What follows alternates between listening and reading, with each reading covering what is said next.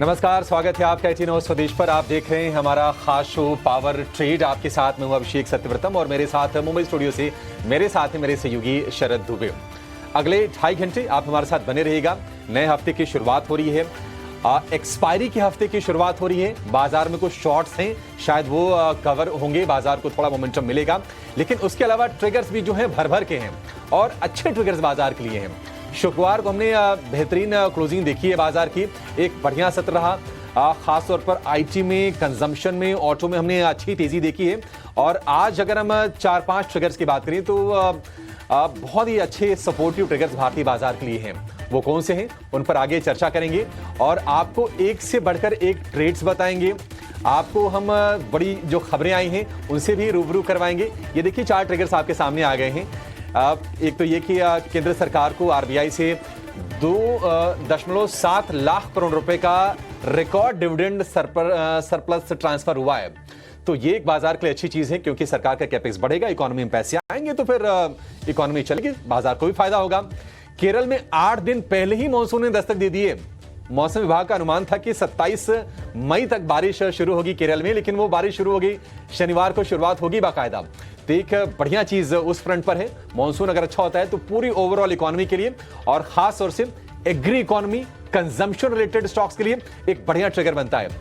एक चीज और आई कि भारत दुनिया की चौथी सबसे बड़ी इकोनॉमी अब बन चुका है। नीति आयोग की सीईओ ने जानकारी दी है।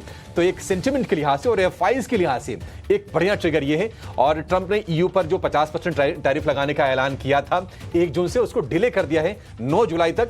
तो ये कुछ बढ़िया बेहतरीन ट्रिगर्स आपके सामने हैं। लेकिन और भी कुछ ट्रिगर्स हैं जो बाजार से रिलेटेड हैं, जो भाव से रिलेटेड हैं, जो कंपनी से रिलेटेड हैं। वो भी 4 तस्वीरें लेकर आएंगे। उसके बाद हम विस्तार से बाजार को लेकर आपको हम गाइड करने वाले हैं यहां से।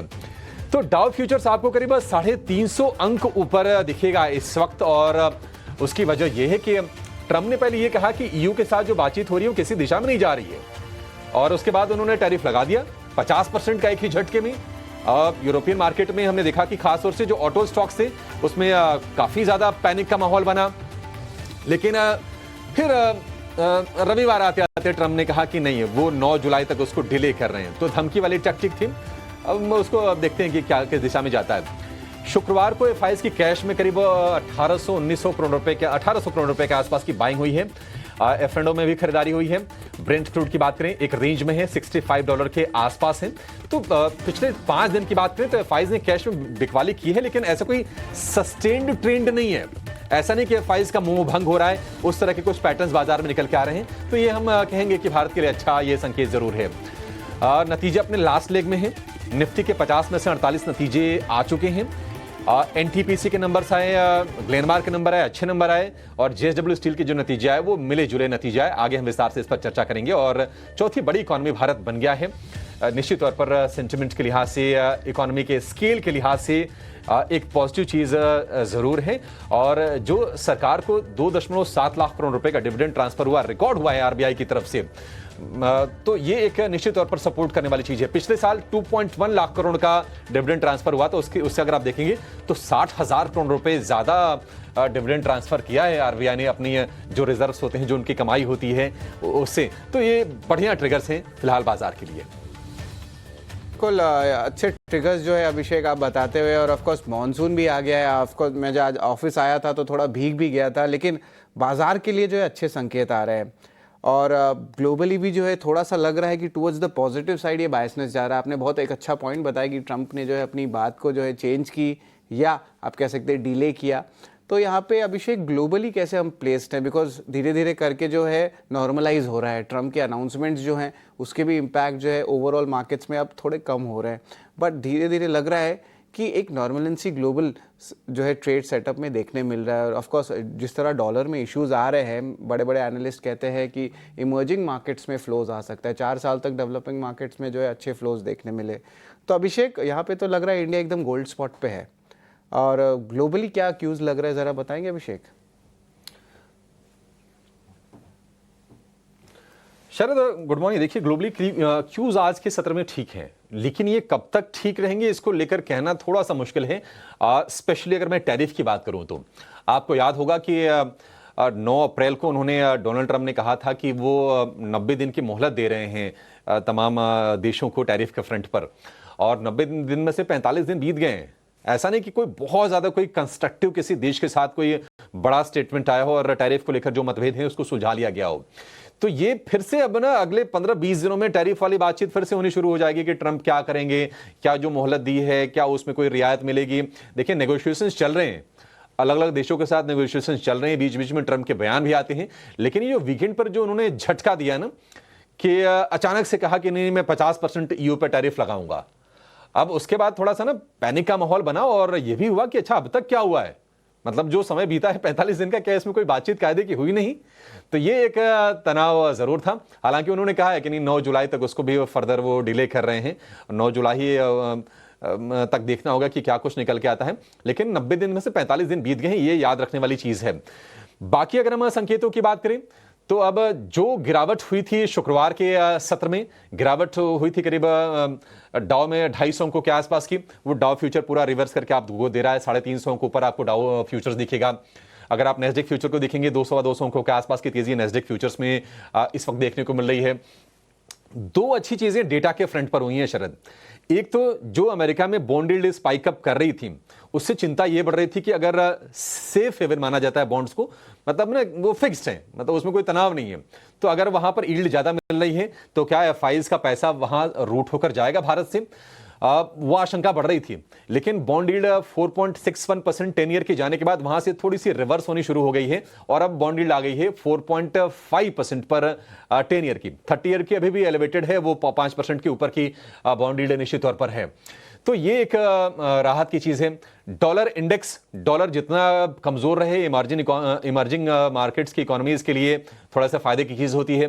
99 के नीचे आ गया है डॉलर इंडेक्स, आपके लिए एक और सपोर्ट की चीज है। और एशिया में अगर हम आज देखेंगे तो आप देखिए निकेई में अच्छी तेजी है, जापान के बाजार में, चाइना के बाजार ने, हांगकांग के बाजार ने थोड़ी सी कमजोर शुरुआत की थी, लेकिन धीरे धीरे वो पिकअप कर रहे हैं, ऊपर आते हुए दिख रहे हैं। तो ओवरऑल अगर हम ग्लोबल बाजार से अगर हम बात करें तो वो ठीक ठाक है। क्रूड में भी हमने देखा कि एक नरमी आई थी जब ये खबर आई थी कि ओपेक प्लस जो देश हैं वो बैठक करने वाले हैं जून में, और जुलाई में से आउटपुट बढ़ाने को लेकर उस पर विचार किया जाएगा। तो मान के चलिए कि क्रूड एक रेंज में रहने वाला है, ज्यादा क्रूड को लेकर चिंताएं बढ़ेंगी नहीं। लेकिन ओवरऑल आज संकेत नियर टर्म के लिए आज ग्लोबल बाजारों से शरद ठीक ठाक दिख रहे हैं, और हम देख रहे हैं कि गिफ्ट निफ्टी भी शुक्रवार की बड़ी तेजी के बाद जो आज के लेवल्स हैं 24,950 के आसपास है, 50 अंकों के आसपास की तेजी पर ही शुरुआत के संकेत दे रहा है। तो बढ़िया संकेत ओवरऑल हम कहेंगे ग्लोबल बाजारों से। बिल्कुल, यहाँ पे तो है इंपॉर्टेंट लेवल्स जो देखने मिल रहे हैं, और ऑफकोर्स निफ्टी इम्प्लाइड ओपन भी देखें तो यहाँ पे 24,900 के ऊपर के लेवल्स देखने मिल रहे हैं, और क्या पता अगर 25,000 के लेवल्स आज जो है टच कर दे। लेकिन मॉनसून को लेके जो है ऑफकोर्स हर जगह चर्चा हो रही है, और सारे पब्लिक में जो है ऑफकोर्स अम्ब्रेलास खरीद रहे हैं, रेनकोट्स खरीद रहे हैं। आज हम भी थोड़ा सा बारिश में भीग के आए ऑफिस, और मुंबई में भी जो है तेज़ जो है बारिश आ रही है, लेकिन समय से पहले आ गया है मानसून। यहाँ पे कहेंगे तो मानसून जो है 8 दिन पहले आ गया है, और एग्रीकल्चरल इकोनॉमी भी भारत है, अच्छी कंट्रीब्यूशन जीडीपी सेगमेंट से आती है। थोड़ी देर पहले अभिषेक ने कहा कि कंजम्पशन का, आपका ओवरऑल टू व्हीलर सेगमेंट का, कुछ एनबीएफसीज का, इनके लिए पॉजिटिव न्यूज़ फ्लोज हो सकता है, क्योंकि ओवरऑल जो इस बार एक्सपेक्टेशंस है कि मानसून जो है अबव नॉर्मल देखने मिलेगा। इस साल मानसून का आगमन पिछले 16 साल में सबसे पहले देखने मिला है। आईएमडी ने 27 मई को मानसून पहुंचाने का जो है पूर्व अनुमान दिया था, यानी कि जो एक्सपेक्टेड डेट था वो था, लेकिन उसके पहले ही ये आंकड़ा देखने को मिला है। सबसे देरी में 1972 में मानसून की बारिश 18 जून को शुरू हुई थी। सबसे जल्दी अगर मानसून की बात करें बारिश की शुरुआत तो केरल में 1918 में देखने मिली थी। और इम्पोर्टेंट फैक्ट्स जो है जो हमारी टीम ने कॉल आउट की है, और अच्छी बारिश जो है अर्थव्यवस्था के लिए बहुत अच्छी मानी जाती है अगर हम जो है भारत के मार्केट्स को लेके बात करें तो। अभिषेक, मानसून तो बहुत इंपॉर्टेंट फैक्टर होता है, खास करके कंजम्पशन सेगमेंट को लेके अगर हम बाजार की बात करें, but overall for the economy यहाँ पे जो है स्ट्रेंथ देखने मिल सकता है, और ऑफ कोर्स सपोर्टिव भी रह सकता है कुछ स्टॉक कैटेगरीज को लेके। अभिषेक? हाँ, बिल्कुल, कंजम्पशन वाले शेयरों में हमने शरद देखा भी था कि शुक्रवार को मतलब बाइक हो रही थी, ऑटो में भी बाइंग आ रही है। तो जो मानसून रिलेटेड जो भी स्टॉक्स हैं, वैसे तो देखिए अगर मानसून अच्छा रहता है ना तो ओवरऑल इकोनॉमी के लिए अच्छा रहता है। सीधा सीधा कोरिलेशन है, मानसून अच्छा यानी कि पैदावार अच्छी, पूरी जो खरीफ की फसल जो होती है उस पर निर्भर करती है। और अगर पैदावार अच्छी अगर होती है तो जो इन्फ्लेशन मैनेजमेंट होता है ना उसको भी करने में सरकार के लिए आसानी हो जाती है। बाकी किसानों की आय अगर बढ़ती है तो वो सीधे सीधे जाती है एफएमसीजी में, डिस्क्रिशनरी स्पेंड में, ऑटो में, स्पेशली टू व्हीलर में। हम सालों से ये चर्चा कर रहे हैं, तो ये वो स्टॉक्स हैं जो डायरेक्टली कोरिलेटेड हैं मानसून से। अदरवाइज पूरी इकोनॉमी के लिए निश्चित तौर पर ये राहत की चीज होती है। और 8 दिन पहले पहुंच गया शरद मानसून, आप बता रहे हैं कि नहीं 16 साल में सबसे जल्दी ये मानसून का आगमन है देश में। अच्छा, हम बातचीत कर रहे थे स्काईमेट के ऑफिशियल से, उनका ये कहना था कि देखिए जल्दी आ जाए, जल्दी आने के साथ साथ जरूरी होता है कि पूरे देश में इवनली मानसून फैले और अच्छी बारिश हो। कई बार ऐसा होता है कि मानसून पहले आ जाता है और फिर सूखे की भी स्थिति देश में बनती हुई दिखी है, तो वो स्थिति नहीं होनी चाहिए। उम्मीद करेंगे कि बारिश आ गई है तो बारिश टिके और पूरे देश में फैले और राहत की चीज मिले। मानसून के साथ साथ शरद 2-3 अच्छी चीजें हैं जिसको हम चर्चा कर रहे थे। एक तो देखिए चौथी सबसे बड़ी इकोनॉमी भारत बन गया है। ये एक प्राइड का भी मोमेंट है। लीप फ्रॉग किया है हमने पिछले, अगर हम 15-20 सालों की अगर हम बात करें तो धीरे धीरे करके हमने अपनी स्ट्रेंथ को बढ़ाया है, स्केल को बढ़ाया है और अब हम चौथे नंबर पे आ गए हैं। अच्छी चीज़ एक और हुई है बाजार के लिए कि केंद्र सरकार को 2.7 लाख करोड़ रुपए का रिकॉर्ड डिविडेंड मिला है आरबीआई की तरफ से। पिछले साल याद होगा कि सरकार की तरफ से कैपेक्स हुआ नहीं था, इलेक्शन ईयर था, तो थोड़ी सी ना बाजार पर उसका इम्पैक्ट आया था, थोड़ा बाजार की चाल को प्रभावित किया था इन सब चीज़ों ने। लेकिन ये एक बढ़िया चीज़ है, अब कैपेक्स भी बढ़ा गया, सरकारी खर्च भी बढ़ेगा और इकोनॉमी को थोड़ा आगे दिशा मिलेगी। तो निश्चित तौर पर मानसून हो गया, इसके अलावा ये रिकॉर्ड डिविडेंड का मिलना हो गया, भारत का चौथी इकोनॉमी बनना हो गया।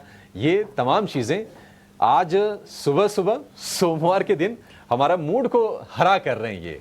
और आप उम्मीद करें कि आप शायद बड़े अच्छे से एंजॉय कर रहे होंगे मुंबई की बारिश को। तो ये बिल्कुल, मुंबई की बारिश तो बहुत अच्छी है, लेकिन हाँ अगर आप घर के अंदर है तब, और आपके साथ अच्छे पकौड़े रहे या चाय रहे तब ठीक रहेगा।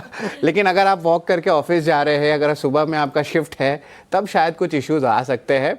इनफैक्ट अभिषेक अब तो ट्रैफिक का सिलसिला भी शुरू हो जाएगा मुंबई में। लेकिन खैर जैसे आप कह रहे हैं, आज सुबह की शुरुआत बहुत सुहानी होती हुई दिखी है, क्योंकि देखिए इकोनॉमी की तर्ज पर एक के बाद एक सारे के सारे पॉजिटिव इंडिकेशंस आ रहे हैं। मॉनसून की आप बात कर रहे हैं और इनफैक्ट सभी को बधाई, हमने शुरुआत भी इसी से की थी, दुनिया की चौथी सबसे बड़ी इकोनॉमी भारत बनता हुआ, और ये अपने आप में ही एक बड़ी बात है। और जापान को पीछे छोड़ दिया हमने, और उम्मीद यही करके चल रहे हैं कि जिस तरह के गोल सेट कर हम चल रहे हैं, जर्मनी को पीछे छोड़ जल्दी ही तीसरी सबसे बड़ी इकोनॉमी की तरफ आगे भी बढ़ेंगे। तो ये बेहद ही प्राउड की बात है। और इकोनॉमी के लिहाज से चाहे फिर मॉनसून हो, आरबीआई की तरफ से जो डेवलपमेंट्स हों, और देश की इकोनॉमी के हालात जो है लगातार डेवलपमेंट यानी कि विकास की बात कर रहे हैं।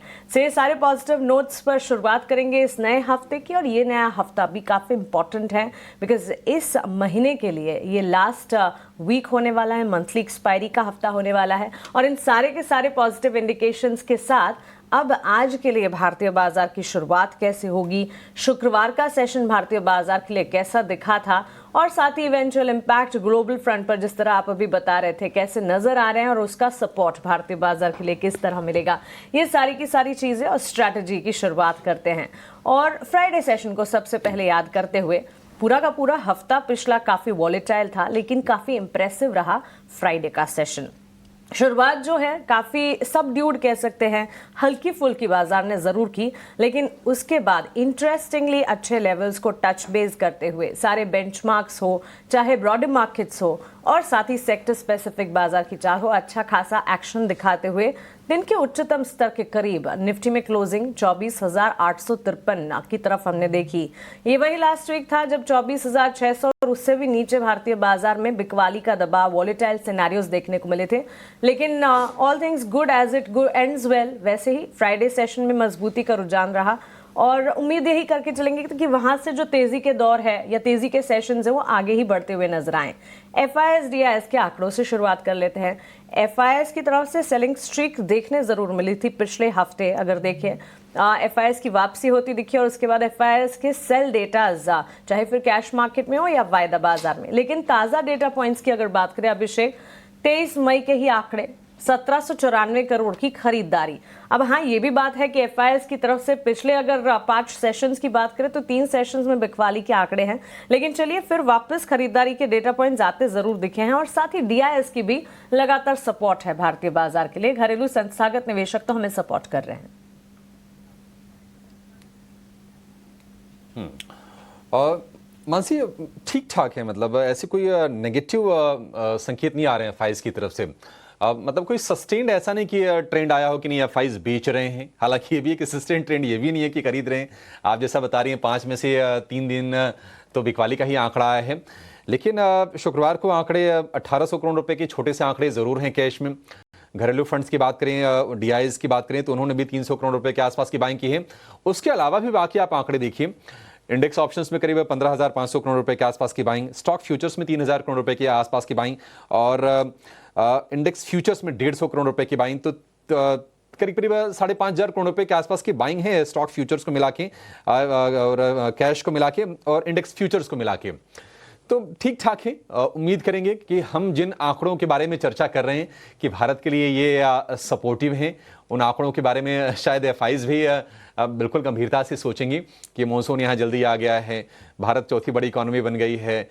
तो ये ट्रिगर के तौर पर निश्चित तौर पर काम करते हुए दिखाई देंगे और उम्मीद करेंगे कि आगे जब आरबीआई की जो पॉलिसी बैठक होने वाली है जून में, उसमें जब रेट कट आ जाएगा तो एफआईआईएस के लिए एक और ट्रिगर मिल जाएगा।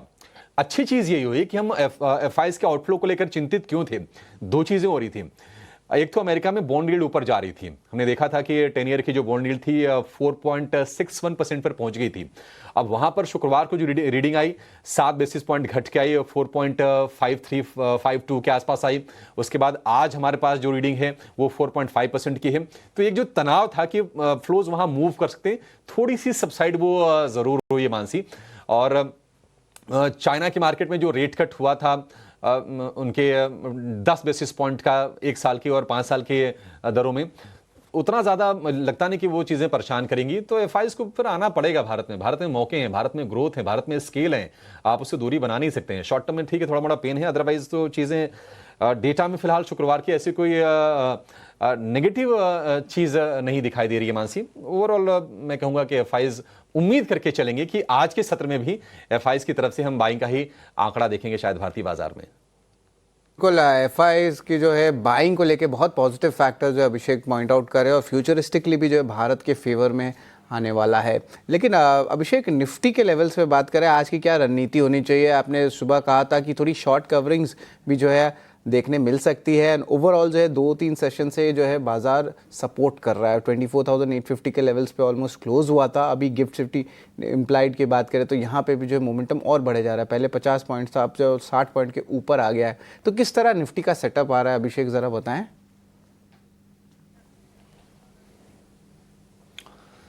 शरद, अच्छा सेशन रहा शुक्रवार को और शुक्रवार को हमने देखा कि मतलब 24,800, मतलब उसके पहले 24,800 टूटा था, 700 टूटा था, 500 के भी नीचे पहुंच गया था बाजार। लेकिन एक झटके में डैमेज कंट्रोल अच्छा किया है निफ्टी ने और बढ़िया स्ट्रेंथ दिखाई है। और इस स्ट्रेंथ के पीछे की वजह यह रही कि जो बड़े शेयर्स हैं उनसे भी सपोर्ट मिला।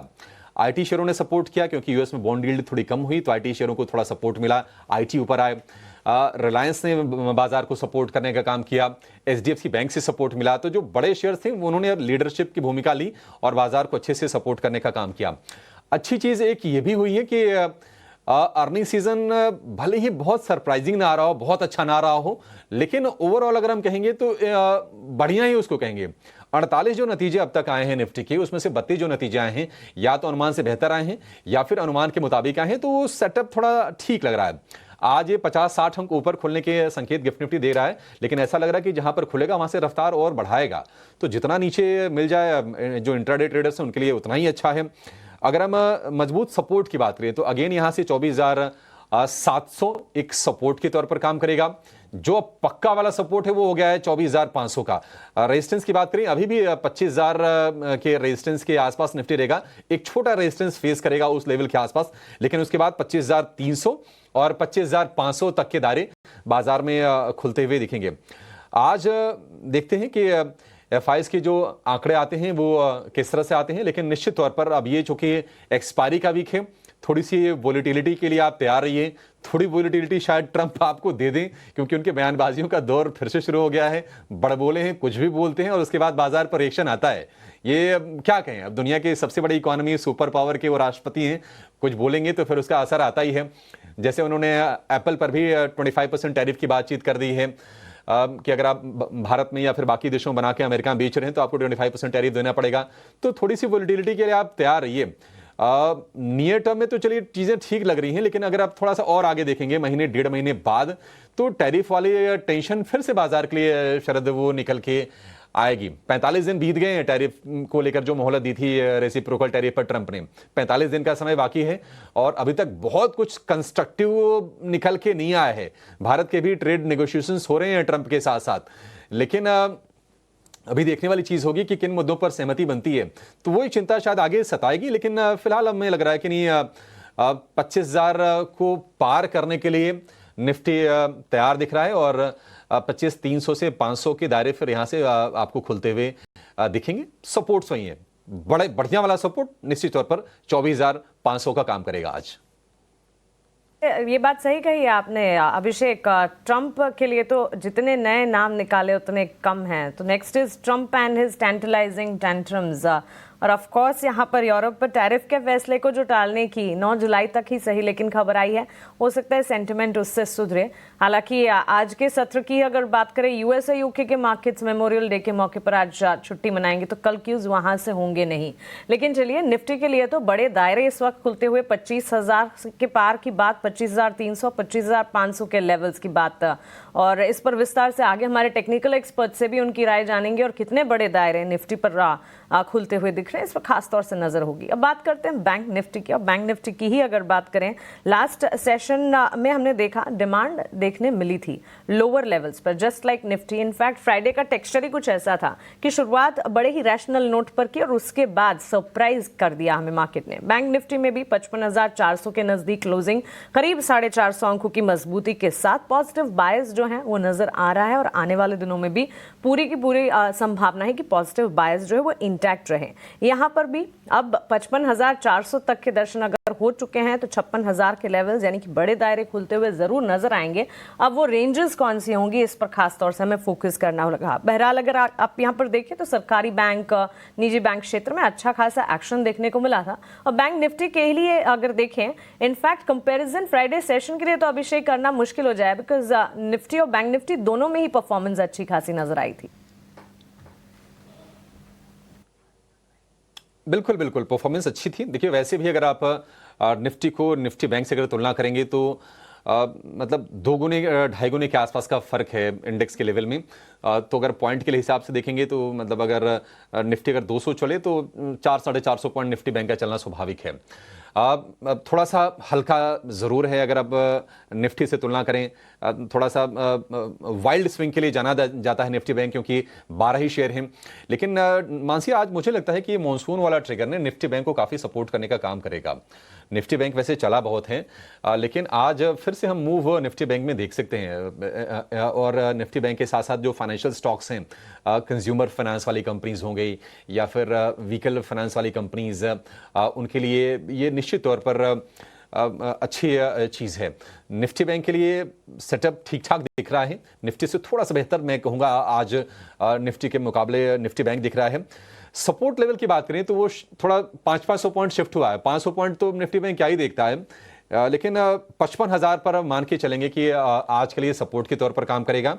और 56,000 एक रेजिस्टेंस होगा। वहां तक हमने देखा था कि निफ्टी बैंक अपनी रीसेंट जो रैली थी उसमें गया था, उस लेवल के ऊपर निकला भी था, तो वहां तक के दायरे खुल गए हैं।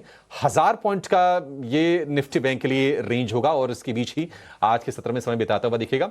बढ़िया दिख रहा है सेटअप उसके लिए। बाकी प्राइवेट बैंकिंग की बात करें, एचडीएफसी बैंक में, आईसीसी बैंक में अच्छी तेजी दिखी है। थोड़ा सा लगाड़ रहा है एसबीआई, हो सकता कि वहां से मोमेंटम मिले। एक्सिस बैंक और कोटक बैंक भी आज सपोर्ट देने का काम करे निफ्टी बैंक को। तो ओवरऑल माहौल ठीक ठाक है निफ्टी बैंक के लिए भी, मानसी। तो चलिए बैंक निफ्टी के लिए फिलहाल ये संकेत नजर आ रहे हैं और अच्छी बात यह है कि आज सुबह इंडेक्सेस की अगर बात करें विदेशी बाजार से भी ठीक ठाक संकेत जरूर कहे जाएंगे। हालांकि फ्राइडे सेशन यूएस मार्केट्स के लिए वॉलेटाइल ही था, लेकिन गिफ्ट निफ्टी की तरफ से इम्प्लाइड ओपन जो है करीब 72 अंकों की मजबूती है, तो पॉजिटिव फ्रॉम देयर। एशियाई बाजार ठीक ठाक शुरुआत होते हुए इंडेक्सेस और स्ट्रैटेजी साथ ही एफआईएसडीआईएस का एक्शन भी भारतीय बाजार के हक में ही इस वक्त नजर आ रहा है। तो सारी की सारी पॉजिटिव चीजों के साथ अब आगे बढ़ेंगे और आगे बढ़कर स्टॉक स्पेसिफिक बाजार के नजरिए पर एक बार गौर करेंगे।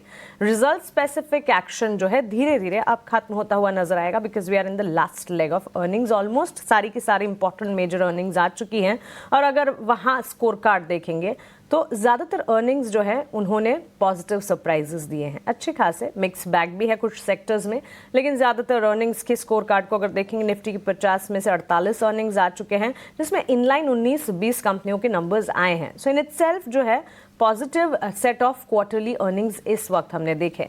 लेकिन फ्राइडे सेशन क्लोज होने के बाद से लेकर अब तक एक्सचेंजेस पर कैश से जुड़ी, निफ्टी से जुड़ी, एफएनओ से जुड़ी जो कंपनियों के नंबर्स आए, उनमें से जो नंबर्स आपके लिए जानना जरूरी है वो लिस्ट डाउन किए हमने, उस पर बाजार आज रिएक्ट करता दिखेगा। और इसके अलावा खबरों वाले शेयर्स भी है जो आगे विस्तार से जानेंगे। हमारे स्टूडियोज में हमारे साथ हमारे एक्सपर्ट शरण भी जुड़ गए हैं, उनसे भी बातचीत करेंगे। लेकिन सबसे पहले एक बार अर्निंग्स जो है ना, शरद आप बता दीजिए रिजल्ट सीजन कैसा फ्राइडे सेशन से लेकर अब तक? आई थिंक अच्छे सेट ऑफ नंबर्स का सिलसिला अब भी कायम है, अभी कायम है। और याद रखिए मिक्स और इनलाइन सेट ऑफ नंबर्स भी ज्यादा आ रहे हैं और वीकर नंबर्स कम हो गए हैं। But of course फैगेट of the earnings पे है, निफ्टी के 2 अर्निंग्स है उस पर खास करके नज़र डाल देते हैं। JSW स्टील यहाँ पे जो है मिले जुले जो है नतीजे देखने मिल रहे हैं। रेवेन्यू अबव एस्टिमेट्स है लेकिन एबिटा इनलाइन, मार्जिन्स बिलो है। गाइडेंस की बात करें तो FY26 में जो है इम्पैक्ट जो है लार्जली जो है इनलाइन रहेगा। ऑलमोस्ट 5,000 करोड़ ये फंड रेज भी करेंगे। Balkrishna Industries largely weak set of numbers यहाँ पे देखने मिले। मार्जिन्स में भी जो है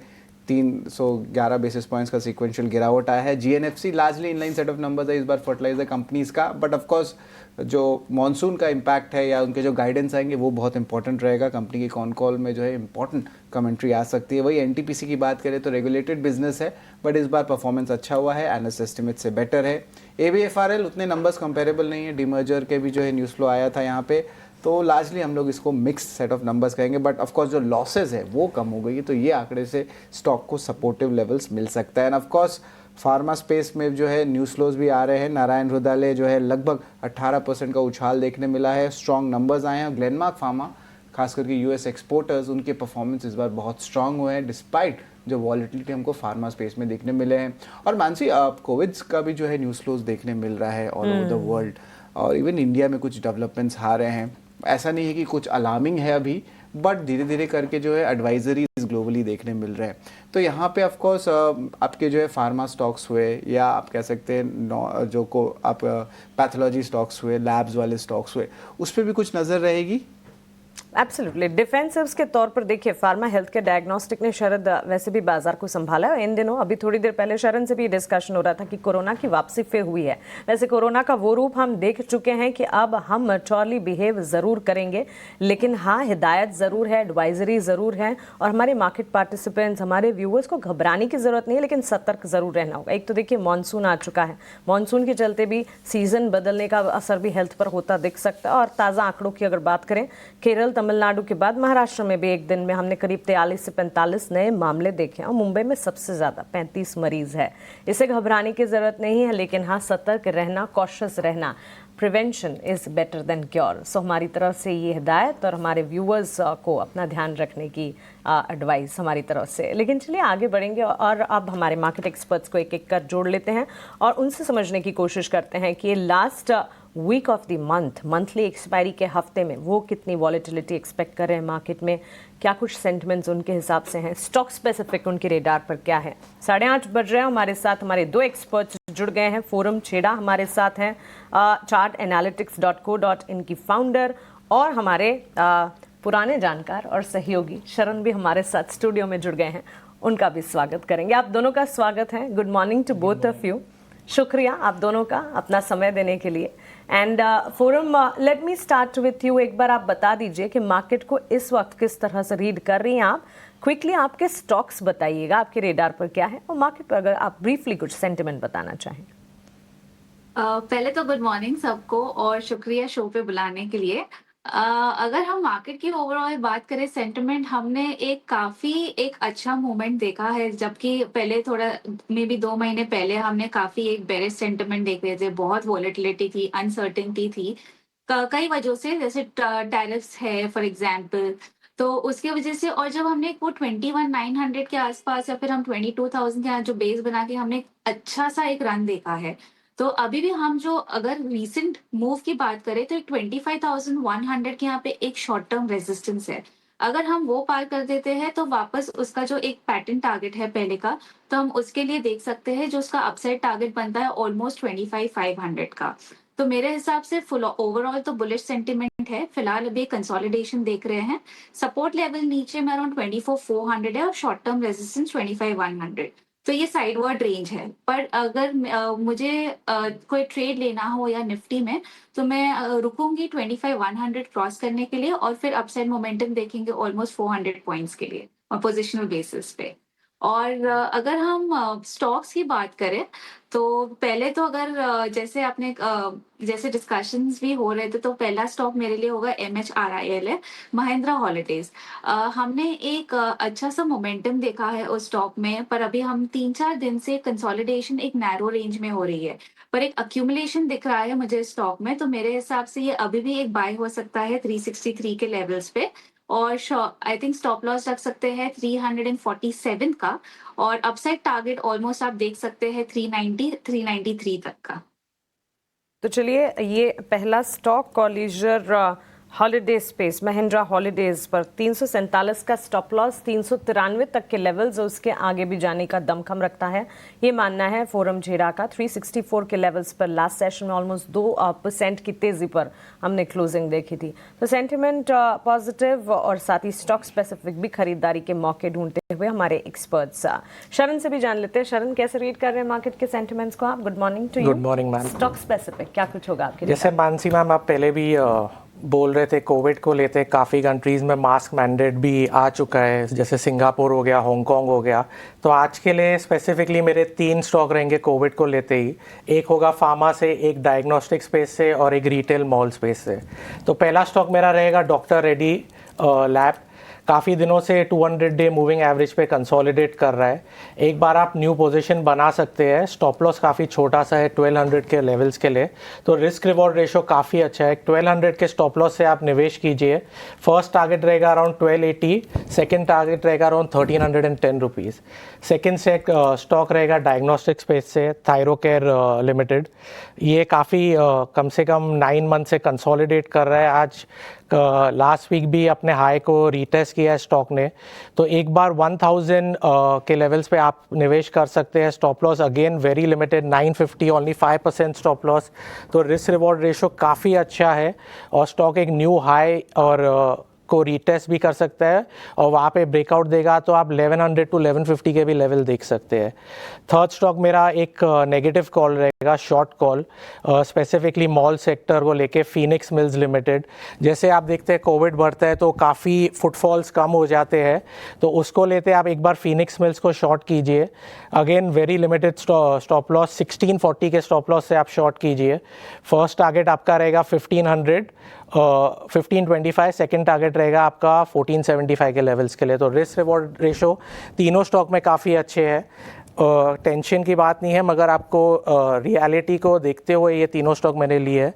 कोविड बढ़ रहा है और मुझे नहीं चाहिए आगे बढ़े, मगर उसके हिसाब से ये तीनों स्टॉक में आज के डेट पे आप कॉल ले सकते हैं।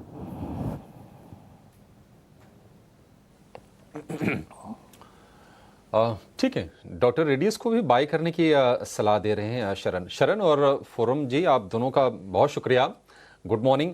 शरण, एक बार जरा डॉक्टर रेड्डीज वाली कॉल फिर से आप बताएंगे, क्या आपकी बाय के रिकमेंडेशन है? आज मैं थोड़ा सा रिपीट करने के लिए इसलिए बोल रहा हूं क्योंकि एक नेगेटिव न्यूज़ है डॉक्टर रेड्डीज के लिए। इनकी तेलंगाना एपीआई मैन्युफैक्चरिंग यूनिट को 2 आपत्तियां जारी की गई हैं, तो क्या थोड़ा सावधानी बरतनी चाहिए? ओपनिंग का इंतजार कर लें? डेफिनेटली आप ओपनिंग के बाद एक कॉल ले सकते हैं। स्टॉप लॉस बहुत मिनिमम है, मगर ये नेगेटिव न्यूज़ के सामने एक कंपनी के लिए एक पॉजिटिव न्यूज़ भी है। तो definitely after opening take a call, मगर आप निवेश भी करें आफ्टर ओपनिंग तो स्टॉप लॉस स्टिक 1200 का रखिए, और ओपनिंग के 10-15 मिनट्स के बाद आप एंट्री ले सकते हैं। ठीक है, एक बार वेट कर लीजिए, देखिए कि कैसा रिएक्शन होता है शेयर में बाजार खुलने के बाद। ये न्यूज़ आपके स्क्रीन पर है, थोड़े नेगेटिव साइड पर फिलहाल ये न्यूज़ है। रिएक्शन देखने के बाद जो लेवल्स बताए हैं शरण ने, आप उसको ध्यान में रखिए, अपना ट्रेड ले सकते हैं उसके बाद। लेकिन चलिए, ये स्टॉक्स भी हो गए, हमने इंडेक्स के लेवल भी समझ लिए हमारे एक्सपर्ट्स के ज़रिए भी, उसके पुख्ता तौर पर बातचीत कर ली। अब ज़रा ये समझते हैं कि अर्निंग्स कौन कौन सी आई हैं। अब बिल्कुल आखिरी चरण में है नतीजों का दौर चौथी तिमाही का। शरद बताइए, कौन कौन से नंबर्स आए हैं और आपने क्या एनालिसिस किया है, कौन से अच्छे नतीजे हैं, कौन से थोड़े से निराश करने वाले हैं? जी बिल्कुल, नतीजे का तो हम पूरा प्लेट चला ही दिए हैं, लेकिन थोड़े खबरों वाले शेयर्स पे भी अभिषेक थोड़ा नज़र डाल देते हैं। यहाँ पे जो है पेटीएम पे बात करेंगे।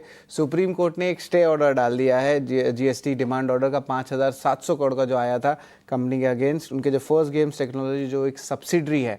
लेकिन नेट जो है पेटीएम के लिए पॉजिटिव न्यूज़ फ्लो है। वही हैवेल्स इंडिया जो अपनी केबल की एक्सपेंशन कर रही है, लगभग 340 करोड़ रुपए का जो है ओवरऑल इन्वेस्टमेंट देखा जाएगा। फार्मा स्पेस में बहुत न्यूज़ फ्लो आ रहा है। Divi's labs long term manufacturing supply agreement करा रहे ग्लोबल फार्मा कंपनी के साथ, जहाँ पे वो खुद कंपनी ही 650-700 करोड़ का जो इन्वेस्टमेंट करेगी, और एक टाइप से सीडीएमओ कंपनीज के लिए जो है एक पॉजिटिव मोमेंटम भी देखने मिल सकता है। और हमने देखा भी है इंस्टीट्यूशनल बाइंग यहाँ पे देखने मिल रही है। थोड़ी देर पहले डॉक्टर रेड्डीज लैब्स की भी बात हुई थी, जहाँ पे फॉर्म 483 के 2 ऑब्जर्वेशंस आए थे उनके तेलंगाना प्लांट से। लेकिन जाइडस लाइफ अगला जो स्टॉक रहेगा, उनको फाइनल अप्रूवल आ गई है आइसोट्रेनिन कैप्सूल्स को लेके। मार्केट साइज इनका बड़ा है, इंपॉर्टेंट ट्रीटमेंट में आती है ड्रग में, तो जाइडस लाइफ साइंस के लिए सपोर्टिव है। और आखिर में बाइकॉन बायोलॉजिक्स को भी यूके के रेगुलेटर से जो है एक बायोसिमिलर ड्रग का अप्रूवल आ गया है। लेकिन जो स्टॉक हमारे नज़र में आज रहने वाले वो है बालकृष्ण इंडस्ट्रीज़। यहाँ पे जो उन्होंने नए सेगमेंट में एंट्री ली है, एक नीश सेगमेंट में पहले वो एंट्री था जो ऑफ हाईवे टायर्स कहा जाता था, अब वो डोमेस्टिक सेगमेंट में आ रहे हैं, ट्यूबलेस रेडियल और पीसीआर में, जहाँ पे कुल निवेश जो है 3,000 करोड़ के ऊपर होने वाला है। और इंटरेस्टिंगली मैं बता दूं कि जो नए सेगमेंट में आ रहे हैं वहाँ पे मार्जिन प्रोफाइल वीक है। एबिटा मार्जिन इस सेगमेंट का 15% से नीचे है, और जो कंपनी की अगर कंसोलिडेटेड मार्जिन की बात करें तो वो लगभग 25% का है। तो स्टॉक के लिए नेगेटिव रिएक्शन ज़रूर हो सकता है। एंड ऑफकोर्स इनके अर्निंग्स भी आए थे तो कुछ खास नहीं थे, आप कह सकते हैं mix to weak set of numbers देखने मिले थे ऑफकोर्स। तो ये जो स्टॉक्स की न्यूज़ है इन पे नज़र रखिएगा, खासकर कि फार्मा के नाम पे।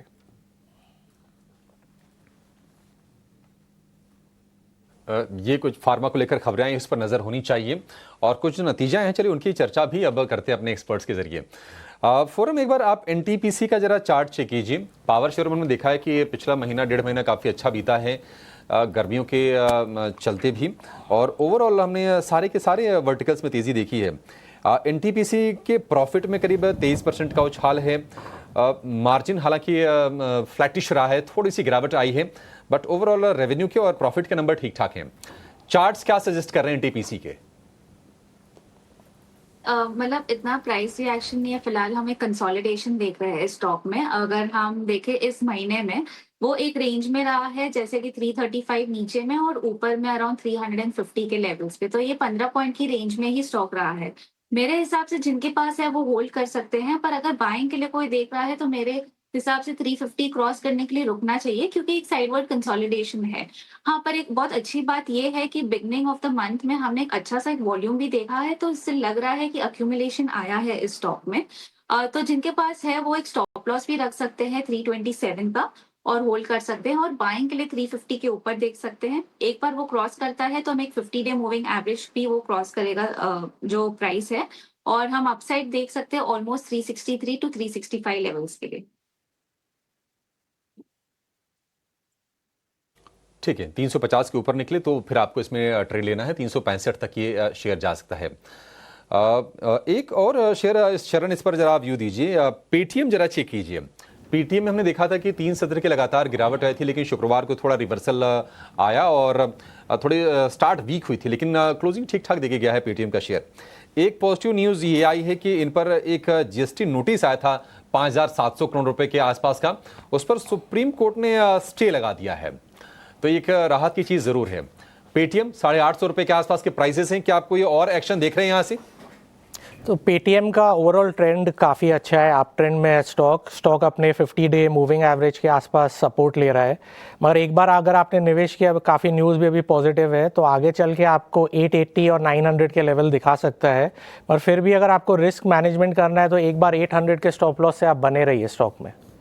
ठीक है, रिस्क मैनेजमेंट करना है तो स्टॉप लॉसेस मेंटेन करते हुए पोजीशन को इंटैक्ट रखा जा सकता है, पेटीएम पर ये नजरिया बनता हुआ। लेकिन सीधे तौर पर एक बात तो सामने आ ही रही है कि आज फार्मा, हेल्थ केयर और डायग्नोस्टिक स्पेस जो है फोकस रेडार पर रहने वाले हैं, बिकॉज रिजल्ट बैक्ड एक्शन भी इन्हीं स्टॉक्स में नजर आया है। और इसके अलावा खबरों के दम पर भी एक्शन जो है हमारे पास उसमें लगातार doctor Reddy's laboratory, Zydus life, Biocon, Divi's lab जैसे स्टॉक्स हैं जो कि सीधे तौर पर किसी न किसी खबर के चलते फोकस रेडार पर रहने वाले हैं। इसी कड़ी में एक और स्टॉक नारायणा हृदयालय, इनके रिजल्ट्स आए हैं और रिजल्ट्स काफ़ी पॉजिटिव रहे हैं। आंकड़ों की ही अगर बात करें, हर लिहाज से नतीजे दमदार हैं। इनके रेवेन्यू के फ्रंट पर ऑलमोस्ट 18% के अपमूव्स देखने को मिले हैं। मुनाफे के फ्रंट पर भी इजाफा 3.5% सालाना आधार पर कंपनी का मुनाफा जो है बढ़ता हुआ नजर आया। मार्जिन जो है 25% से 26% पर। सो मेजर पैरामीटर्स पर नंबर्स ठीक ठाक रहे हैं। फ्राइडे सेशन में कुछ बड़ा मूव नहीं था, लेकिन हरे निशान के साथ क्लोजिंग जरूर दिखा पाया था। शरण, नारायणा हृदयालय पर रिजल्ट बैक्ड एक्शन तो नजर आएगा ही, लेकिन टेक्निकली आपको कैसा नजर आता है स्टॉक? तो रिजल्ट तो काफ़ी अच्छे थे मानसी, मगर टेक्निकली स्टॉक ने इन्वर्टेड हैमर बनाया जो काफ़ी नेगेटिव होता है। तो अगर किसी ने निवेश किया है या बने हैं तो लास्ट फ्राइडे के लो से स्टॉप लॉस ज़रूर रखिए। स्टॉक एक 50 डे मूविंग एवरेज के आसपास सपोर्ट ले रहा है और अब उन्होंने एक 1850 का रेजिस्टेंस बना दिया है जो वो ब्रेक नहीं कर पाए थे कुछ हफ्ते पहले। तो स्टॉक एक आगे चल के कंसोलिडेशन फेज में मुझे दिख रहा है। 1750 से 1850 के लेवल्स में कंसोलिडेट होगा और किसी भी तरफ ब्रेकआउट या ब्रेकडाउन करेगा तो नेक्स्ट उसे रिव्यू कर सकते हैं। बाजार खुलने पर एक बार स्टॉक रिजल्ट बैक्ड एक्शन कैसा दिखाता है इस पर नजर रखेंगे। उसके बाद कोई डिसीजन इसमें पोजीशन बनाने का जरूर लेंगे। लेकिन इस वक्त पॉजिटिव सेट ऑफ नंबर्स के चलते NTPC, Narayana Hrudayalaya, Glenmark pharma जैसे स्टॉक्स है जो कि आज फोकस रेडार में रहेंगे। लेकिन मिले जुले नंबर्स के चलते जेएसडब्ल्यू स्टील, बालकृष्ण इंडस्ट्रीज जैसे स्टॉक्स भी फोकस रेडार में हैं और सिर्फ हमारे ही नहीं ब्रोकरेजेस के भी फोकस रेडार पर हैं। ये ब्रोकरेजेस की सारी रिपोर्ट्स एक बार ब्रोकरेज एक्शन में जान लेते हैं। सारी ब्रोकरेज रिपोर्ट्स लेकर हमारे साथ हमारे सहयोगी वरुण दुबे अब जुड़ गए हैं। गुड मॉर्निंग वरुण, बताएं ब्रोकरेजेस के रेडार पर कौन से स्टॉक्स हैं? Good morning Mansi. तो शुरुआत करूंगा बालकृष्ण इंडस्ट्रीज के साथ, क्योंकि आज स्टॉक में अच्छी खासी गिरावट देखने मिल सकती है। नुवामा ने डाउनग्रेड किया है। होल्ड का कॉल है। प्राइस टारगेट जो है 3100 से काट के 2700 का दे रहे हैं। ये कह रहे हैं नतीजे तो ठीक है, लेकिन ये जो नए सेगमेंट में उतर रहे हैं वो एक दिक्कत की बात है। और जो केपेक्स करने वाले हैं करीब 300 करोड़ रुपए के आसपास का। अब ये कह रहे हैं कि इस सेगमेंट में यानी कि टीबीआर पीसीआर सेगमेंट जो है उसमें वैसे ही कंपटीशन काफ़ी ज़्यादा है, चैलेंजेस काफ़ी ज़्यादा है और यहाँ पे एबिटा मार्जिन जो है जो एग्जिस्टिंग सेगमेंट में जो है ये काम करते हैं उससे कम है और वैल्यूएशन जो है वो भी इस सेगमेंट के काफ़ी कम रहते हैं कंपेयर टू जिस वैल्यूएशन पे बालकृष्ण इंडस्ट्रीज फिलहाल ट्रेड कर रहा है। इसके लिए इन्होंने अपने ईपीएस में भी करीब 3% के आसपास की कटौती की है और स्टॉक को डाउनग्रेड कर दिया है। अब बात करते हैं अशोक लेलैंड की। तो यूबीएस की रिपोर्ट है, खरीदारी की सलाह प्राइस टारगेट 285 से बढ़ा के 295 का किया है। इनका कहना है कि एक डाउन साइकिल में भी अच्छा खासा अर्निंग्स मोमेंटम जो है इस कंपनी में देखने मिला है और मार्जिन्स में जो अच्छा खासा इनको लगता है उछाल आया है उसके चलते आगे के मार्जिन्स के एस्टीमेट जो है उसको इन्होंने बढ़ा दिया है। इसके लिए प्राइस टारगेट बढ़ाया है। लेकिन जेपी मॉर्गन डाउनग्रेड कर रहा है, ओवरवेट से अब न्यूट्रल का कॉल दे रहा है और प्राइस टारगेट इन्होंने हालांकि यहाँ बढ़ा दिए हैं, 250 से बढ़ा के 255 का दे रहे हैं। ये अपने अर्निंग्स एस्टीमेट में 4 से 5% की कटौती कर रहे हैं, क्योंकि ओवरऑल प्राइसिंग और वॉल्यूम्स अगर आप देखेंगे तो वहाँ पे थोड़ा बहुत दबाव है, इसके लिए इसको इन्होंने कट किया है। और आखिरी में एक मोतीलाल ओसवाल की रिपोर्ट है जहाँ पे जेएसडब्ल्यू स्टील पे इन्होंने नतीजों के बाद खरीदारी की सलाह अभी भी बरकरार रखी है और 1190 के प्राइस टारगेट जो है वो जेएसडब्ल्यू स्टील पे दे रहे हैं। तो काफ़ी सारे स्टॉक्स पे रिजल्ट्स है, माफ़ कीजिएगा रिपोर्ट्स है, लेकिन सबसे इंटरेस्टिंग रिपोर्ट आज की जो है वो बालकृष्ण इंडस्ट्रीज पे है। स्टॉक पे आप नज़र रखिएगा। ठीक है, तो रिपोर्ट्स कई सारी हैं, बालकृष्ण पे आपको नजर रखनी है। आगे इसकी हम चर्चा भी करेंगे, लेकिन चलिए 8:45 हो गया है और 18 और स्वदेश ने एक मुहिम छेड़ रखी है एसएमई आईपीओस को लेकर कि एसएमई आईपीओ से सावधान। आपको हम आगाह कराते हैं ताकि आप फंस ना जाए, आप अपना नुकसान ना कर बैठें। तो चलिए शुरुआत करते हैं इस खास सेगमेंट की।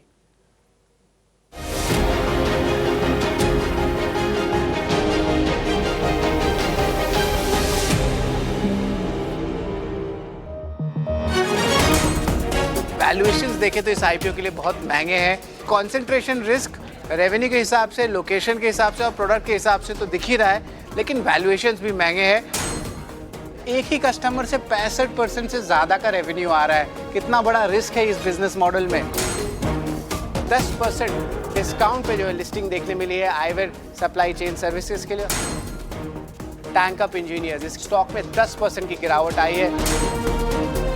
बड़ी इंपैक्ट आई है वैगन्स लर्निंग्स लेके, यहाँ पे कंपनी की आईपीओ विड्रॉ हो चुकी है। जिम्मेदार चैनल होने के नाते हमारी ये पूरी तरह से प्रतिबद्धता है, कमिटमेंट है कि हम आपको ऐसे स्टॉक से दूर रखें जो आपका नुकसान करा देते हैं। जी बिल्कुल, मनोज ज्वेलर्स जो है, जो कल लिस्ट हुई थी, हमने आपको मई 6 को ही बता दिया था, आगाह कर दिया था कि इस एसएमई आईपीओ में जो है बहुत सारे रेड फ्लैग्स है। पिछले 2 दिन में 10% जो है मनोज ज्वेलर्स फिसला है। बहुत सारे कंसर्न्स आ रहे हैं इस कंपनी में, खास करके कंपनी कहती है कि वो एक SaaS की कंपनी है, सॉफ्टवेयर एज अ सर्विस, लेकिन याद रखिए पिछले 2 से 3 साल में SaaS का पूरा वैल्यूएशन जो है गिर चुका है। लगभग इंडस्ट्री का 40 से 50% की गिरावट आई है। टैक्सेशन मैटर्स भी है, बहुत सारे कंसर्न्स आए हैं। हमने पूरे आरएचपी की एनालिसिस की है और बाकायदा मेल डाला है कंपनी को और मर्चेंट बैंकर्स को, जहां से कोई जवाब नहीं आया है। सबसे बड़ा रिस्क है वो है B2G रिस्क, जो बिजनेस टू गवर्नमेंट वाली रिस्क होती है। कंपनी के सारे रेवेन्यू गवर्नमेंट कॉन्ट्रैक्ट से आते हैं और सिर्फ गुजरात से आते हैं। और इंटरेस्टिंगली जो डेट है वो आईपीओ साइज से भी बड़ा है, तो ये एक बड़ा जो है इशू है। ओवरऑल जो है कंसर्न्स बहुत ज़्यादा है इस एसएमई आईपीओ में।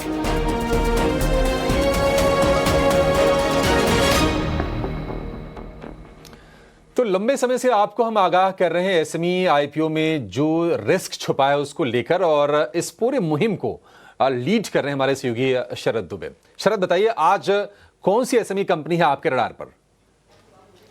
जी बिल्कुल, इस हफ्ते जो है 5 एसएमई आईपीओस खुल रहे हैं और हमारे जो दर्शकों से प्यार आ रहा है इस सेगमेंट का, उसके लिए मैं जो है तारीफ करना चाहूँगा। और ऑफ कोर्स रेगुलेटर्स का भी सपोर्ट जो है बहुत मिल रहा है, तो इसके लिए जो है मैं ज़रूर आभारी हूँ। लेकिन 5 अहम एसएमईज है जिसकी हमने जो एनालिसिस की है, आरएचपी से कंसर्न्स निकाले, और मैं ज़रूर, मेरा फ़र्ज़ बनता है कि मैं बताऊँ इन आईपीओ से खुलने के पहले। ब्लू वाटर लॉजिस्टिक्स सबसे पहला रहेगा। बैंकर है स्मार्ट हॉरिजन कैपिटल एडवाइजर्स, यहाँ पे बड़ी रेवेन्यू कंसंट्रेशन जो है आपको देखने मिल रही है ओशन फ्रेट सर्विसेज से, ये एक कंसर्न ज़रूर है। और ये जो इंडस्ट्री है जिसमें ये ऑपरेट कर रही है, ये बहुत वॉलेटाइल है, खासकर कि ग्लोबल मैक्रो इकोनॉमिक सेटअप में हम देखें तो। इंटरेस्टिंगली जो प्रोमोटर एंटिटीज़ है सेम लाइन ऑफ बिजनेस में है, और जो आउटस्टैंडिंग ट्रेड रिसीवेबल्स था उसमें बड़ी बढ़ोतरी हुई है, लगभग 70% का ग्रोथ आया है। डेट इक्विटी रेशियो भी जो हायर साइड में। एस्टोरिया लैब्स हमारा दूसरा IPO, banker one view corporate advisors है। कंसर्न्स है कि यूएसएफडी अप्रूवल उनकी ओटीसी प्रोडक्ट में आई ही नहीं है, डिले हो रहा है बहुत सारे आरओसी की फाइलिंग्स को लेके, और जो मार्जिन्स है वो बहुत वेफर थे नहीं, क्योंकि इनका जो बिजनेस है 90% बिजनेस तो सिर्फ और सिर्फ ट्रेडिंग का ही है। इन्वेंट्री लेवल्स हायर है, इसका मतलब वर्किंग कैपिटल का इशूज़ है, और एक वीक मार्जिन प्रोफाइल भी अगर हम इसको कंपेयर करें इनके पेयर के साथ, जिसका नाम है बीटा ड्रग्स। निकिता पेपर्स जो तीसरा एसएमई रहेगा, यहाँ पे बैंकर है फास्ट ट्रैक फिनसेक। यहाँ पे ये कंपनी एक साइक्लिकल इंडस्ट्री में ऑपरेट करती है, जो पेपर सेगमेंट है। ग्लोबल क्राफ्ट पल्प के जो प्राइसेस है वो देखें तो डाउन ट्रेंड में है, वॉलिटिलिटी देखने मिलती है रॉ मटेरियल कॉस्ट में, और कंसर्न्स और भी है कि नेगेटिव ऑपरेटिंग कैश फ्लो है, रेवेन्यू में डीग्रोथ आया पिछले 2 साल में, और डेट बहुत हाई लेवल्स की है, 159 करोड़ रुपीस का। चौथा कंपनी है नेपच्यून पेट्रोकेमिकल, यहाँ पे B line capital advisors company है। कंसर्न्स है कि ये जो है रोड कंस्ट्रक्शन और इंफ्रा सेगमेंट में डील करती है, लॉन्ग जेस्टेशन पीरियड वाला जो है ये इंडस्ट्री है। और इंटरेस्टिंगली मॉनसून में इनका काम ज़्यादा नहीं होता है, सीजनैलिटी इम्पैक्ट आता है, और अभी जो है मॉनसून आ रहा है, वैल्यूएशंस एक्सपेंसिव है, और 84% जो रेवेन्यू आता है वो सिर्फ ट्रेडिंग एक्टिविटी से आता है, बिट्यूमेन रिलेटेड प्रोडक्ट्स को लेकर। और आखिर में एनआर वंदना टेक्स इंडस्ट्रीज़ पे नज़र रहेगी। बैंकर है मारवाड़ी चंद्रना इंटरमीडियरीज ब्रोकर्स। कुछ कंसर्न्स हैं, प्राइसिंग पावर इस इंडस्ट्री में है नहीं, वर्किंग कैपिटल जो है ऑलमोस्ट 2 गुना से ज़्यादा हो गया है, इन्वेंट्री लेवल 87% बढ़ गया है पिछले 2 साल में, और नेगेटिव ऑपरेटिंग कैश फ्लोज भी आ रहे हैं। और लेवरेज की बात करें तो net debt equity ratio 2.32 times पे है, और कंपनी देखा जाए तो सिर्फ एक ही प्रॉपर्टी ओन करता है, एकमात्र शोरूम बड़ा बाजार में कलकत्ता में। तो ये 5 एसएमई आईपीओ है जिसके मेरे कंसर्न्स देखने मिले और हम आपका सामने रख रहे हैं। ठीक है, शुक्रिया शरद। तो कहीं पर इन्वेंट्री की चिंता है, कहीं पर कंपनी दिख तो रही है लेकिन बिजनेस नहीं है, कहीं पर हम देख रहे हैं कि मार्जिन काफ़ी कॉम्प्रेस्ड है, कहीं पर जेस्टेशन पीरियड काफ़ी ज़्यादा है, और जितने भी ये कंसर्न्स हैं इसको शरद बहुत ही डीपली स्टडी करते हैं और आपके बहुत सामने बहुत ही जिम्मेदारी से रखते हैं। आपके पैसे रुपए से जुड़ी ये चीज है। एसएमई आईपीओ पर आमतौर पर बाकी कोई चैनल आपको चर्चा करता हुआ दिखेगा नहीं, लेकिन 18 हाउस स्वदेश ने मुहिम छेड़ रखी है कि नहीं, वो सारे एरियाज जहां पर आपके पैसे इन्वॉल्व हैं, जहां पर आपके हित जुड़े हुए हैं, हम उनकी चर्चा करेंगे और आपको आगाह भी करेंगे। इन आईपीओस को लेकर, एसएमईज के इन आईपीओस को लेकर हमारे जो एक्सपर्ट हैं शरण लीलानी, इनकी भी रिसर्च है। शरण, आप कैसे देख रहे हैं इन आईपीओस को? जैसे शरद ने बोला, काफ़ी वीक है पांचों आईपीओ ही। पहला एक ब्लू स्टार पे बात कर लेते हैं। 75% आईपीओ प्रोसीड्स खाली वर्किंग कैपिटल के लिए जा रहे हैं, तो क्लियरली पता चल रहा है पेमेंट और पैसे आ नहीं रहे हैं, क्रेडिट साइकिल बढ़ते जा रही है।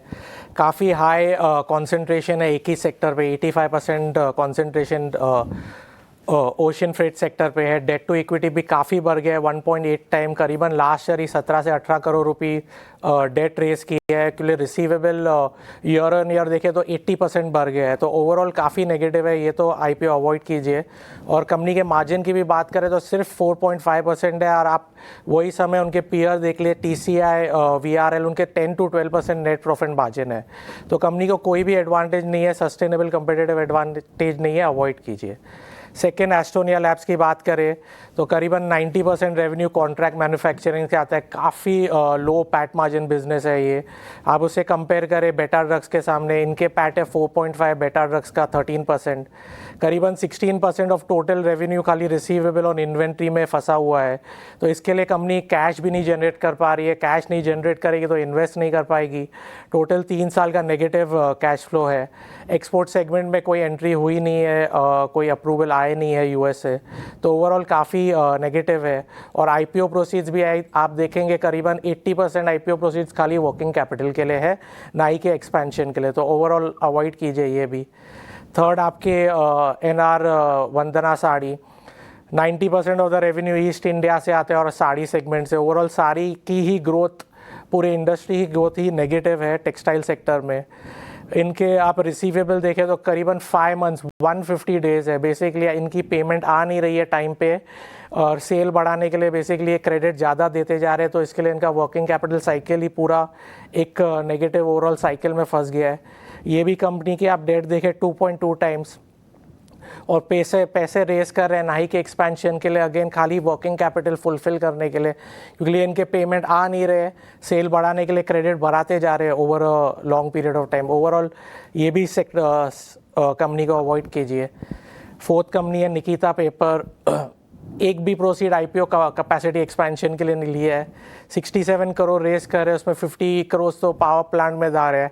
करंट कैपेसिटी 90% यूटिलाइजेशन पे है। रेवेन्यू विजिबिलिटी है नहीं। लो मार्जिन बिजनेस में 100% रेवेन्यू क्राफ्ट पेपर से आता है, ना ही के कोई स्पेशलिटी सेगमेंट या कोटेड सेगमेंट से। मार्जिन की बात करें तो एकदम लो मार्जिन 4.5%। यही आप पक्का के साथ कंपेयर करो, रुचिरा पेपर करीबन 8 to 10% के मार्जिन पे ट्रेड करता है। रिसीवेबिलिटी देखें तो 4.5 महीने के लिए है, तो ओवरऑल काफ़ी नेगेटिव है, ये भी अवॉइड कीजिए। Last company Neptune petrochemical, again 85% trading revenue, तो कोई सस्टेनेबल कंपेटिटिव एडवांटेज नहीं है, कोई भी कर सकते हैं। नेट प्रॉफिट मार्जिन देखें तो सिर्फ 3%, और आप इनके रिसीवेबल देखें ओवर ईयर ऑन ईयर तो 25 डेज से 42 डेज हो गए, तो क्लियर स्लो डाउन दिख रहा है इंडस्ट्री में। अगेन पैसे रेस कर रहे खाली वर्किंग कैपिटल फुलफिल करने के लिए, ना ही कोई मोट है, ना ही कोई सस्टेनेबल कंपेटिटिव एडवांटेज है, तो ये भी अवॉइड कीजिए। एब्सोल्युटली। ईटी नाउ स्वदेश की ये मुहिम है। एसएमई आईपीओ से लगातार हम आपको सावधान करा रहे हैं, और इस पर विस्तार से बातचीत भी होगी ब्रीफली, लेकिन क्रिस्प में शरण ने ये चारों के चारों आईपीओज पर पांचों पर इनफैक्ट अपना आउटलुक दिया, लेकिन विस्तार से 10:27 पर इस पे बातचीत होगी और खास पेशकश इसके लिए लेकर आएंगे। हमारे टेक्निकल एक्सपर्ट्स तो है ही, लेकिन एक छोटे से ब्रीदर के बाद बाजार के जाने माने दिग्गज गौरांग शाह भी हमारे साथ जुड़ गए हैं। उनसे भी विस्तार से आगे बातचीत करेंगे। इकोनॉमी के हालात जिस तरह से पॉजिटिव न्यूज फ्लोज आ रहे हैं, गौरांग सर आप आए हैं और साथ साथ इकोनॉमी से जुड़ी कई सारी पॉजिटिव्स हैं, इन पर विस्तार से बातचीत होगी। फिलहाल एक छोटे से ब्रेक के लिए, ब्रेक के उस पार वापस लौट रहे हैं मार्केट्स लाइव के साथ।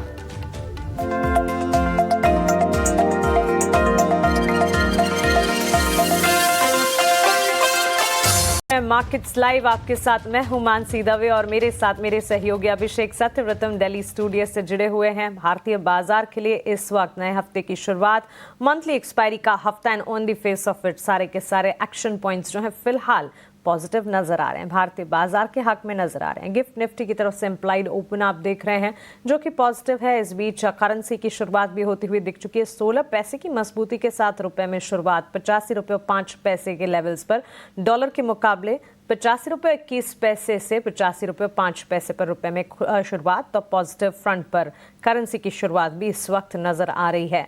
On the face of it economy से जुड़ी ढेर सारी चीजें हैं जिस पर विस्तार से बातचीत करेंगे। हम लगातार बातचीत कर भी रहे हैं, थोड़ी देर में कमोडिटी मार्केट पर भी बातचीत करेंगे। हमारे साथ लगातार एक्सपर्ट्स की पैनल जुड़ रही हैं। इसी कड़ी में वुमेन फ्रॉम मोतीलाल ओसवाल शिवांगी सारडा हमारे साथ जुड़ गए हैं और साथ ही बाजार के जाने माने दिग्गज गौरांग शाह भी हमारे साथ जुड़ गए हैं।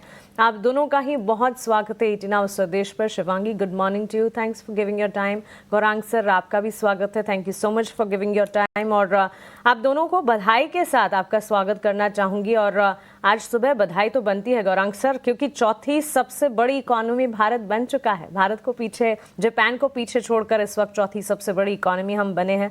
अनुमान यही लगा रहे हैं कि जल्द से जल्द जर्मनी को पीछे छोड़कर तीसरी सबसे बड़ी इकोनॉमी बन जाएंगे। $4 ट्रिलियन का आंकड़ा भारत की जीडीपी ने पार किया है सर। बहुत बहुत धन्यवाद मानसी, आपका इस मंच पर आमंत्रित करने के लिए। सभी को प्रणाम और शुभ प्रभात हमारे तरफ से। और मानसी देखिए, पहले तो हमने एक और खिताब हासिल किया है चौथी सबसे बड़ी अर्थव्यवस्था बन करके। लेकिन मैं ये भी मानता हूं मानसी इसके साथ साथ कि हमने हमारा जो प्रदर्शन करने का रुझान है वो सिर्फ चौथे स्थान पर आकर के सीमित नहीं रहना चाहिए। हमारी जो क्षमता, हमारी जो शक्ति और हमारे देश में जो विविधताएं हैं और जो मौके हैं, मैं तो ये कहूंगा कि जैसे प्रधानमंत्री जी कामकाज करते हैं, हम सबको इसी प्रकार से कामकाज करना चाहिए। और चौथे नंबर से तीसरे पायदान पर, दूसरे और फिर आखिरकार पहले पायदान पर आने में मेरे ख्याल से कोई गुंजाइश नहीं है। ये मैं मान के चल रहा हूं, मेरा विश्वास है। और इसके साथ साथ मेरे ख्याल से 35 वर्षों में ये पहली बार हुआ है कि महाराष्ट्र और खास करके मुंबई में 8 दिन के पहले मेघराज का आगमन हुआ है और लगातार 3 दिन की चेतावनी दी है। अभी मैं पढ़ रहा था, मौसम विभाग ने भारी बारिश अनुमान होने की पूरी संभावना है। तो सकारात्मक नजरिया, और मैं मानता हूं कि बाजार का रुझान यहां से और बेहतर हो सकता है। 2-3 चीजें हैं जिसको ध्यान में रखनी चाहिए। स्तर के हिसाब से अगर आप बात करते हैं तो 25,100 के पार अगर बंद आ जाता है निफ्टी में तो शायद और भी ऊपर के तरफ के दायरे देख सकते हैं हम। उसके साथ साथ चौथी तिमाही के नतीजे इस हफ्ते निर्णायक तरीके से संपन्न हो जाएंगे। और अगर एक समीकरण आपके सामने रखना हो मानसी चौथे तिमाही नतीजों का, तो मेरे ख्याल से कोई बुरी खबर नहीं है, ये अच्छी खबर है। और क्या यहाँ से इस नए वित्तीय वर्ष में सुधार होने की संभावना है, उसकी गुंजाइश मुझे 100% लग रही है। और मैं मानता हूं कि नतीजों में यहाँ से इस नए वित्तीय वर्ष में और भी सुधार होगा। दिक्कतें हमारे स्थानीय मार्केट में से तो बहुत ही सकारात्मक खबरें आ रही है, लेकिन नकारात्मक खबरें, चिंताएं सिर्फ विदेशों से है। वो भी थोड़ा बहुत सहारा दे दे तो मेरे ख्याल से जो पड़ाव है 25,000 के पार निकलने का, इसको बहुत ही आसानी से हम पार कर जाएंगे। गौरांग सर, आपका कन्विक्शन हमें और ज़्यादा कॉन्फिडेंस देता है, थैंक यू फॉर दैट। तो 25,000 और उसके पार के लेवल्स की बातचीत अब लगातार होती हुई और कॉन्फिडेंस लगातार बाजार में बढ़ता हुआ। प्री ओपन लेवल्स आपके स्क्रीन पर 24,900 के लेवल्स के आसपास निफ्टी में इस वक्त प्री ओपन टिक्स नज़र आ रहे हैं। इसे और ज़्यादा सेटल होने देते हैं और बस 10 मिनटों से भी कम में बाजार की शुरुआत होने जा रही है। शिवांगी का भी स्वागत करेंगे। गुड मॉर्निंग शिवांगी, बताइए आपके रेडार पर कौन से स्टॉक्स हैं? बाजार खुलने से ठीक पहले आपकी नज़र कहाँ है? जी बिल्कुल, वेरी गुड मॉर्निंग। हम देख रहे हैं कि बाजार में एक अच्छी खासी स्ट्रेंथ नजर आ रही है और हेवी वेट्स में काफी अच्छी लॉन्ग बिल्डअप देखने को मिली है। तो सबसे पहला पसंदीदा काउंटर मेरा रहेगा आईसीआईसीआई बैंक। बैंक निफ्टी भी हम देख रहे हैं कि काफी दिनों से कंसोलिडेट किया है, हायर लेवल्स पे अच्छी सपोर्ट्स पे बाइंग नजर आ रही है। आईसीआईसीआई बैंक में हमने देखा है कि पिछले लगातार 17 ट्रेडिंग सेशन से कंसोलिडेट किया है ये हायर बैंड पे। काफी ब्यूटीफुली अपने की एक्सपोनेंशियल मूविंग एवरेजेस के भी ऊपर होल्ड करते हुए नजर आ रहा है। यहाँ पे एक काफी अच्छी स्ट्रेंथ जो है वो एक्सपेक्टेड है। नेक्स्ट यहाँ पे जो टारगेट्स है नेक्स्ट आईसीआईसीआई बैंक के लिए 1500 तक के लिए हम खरीदारी की सलाह है। और 1425 के एक स्टॉप लॉस के साथ।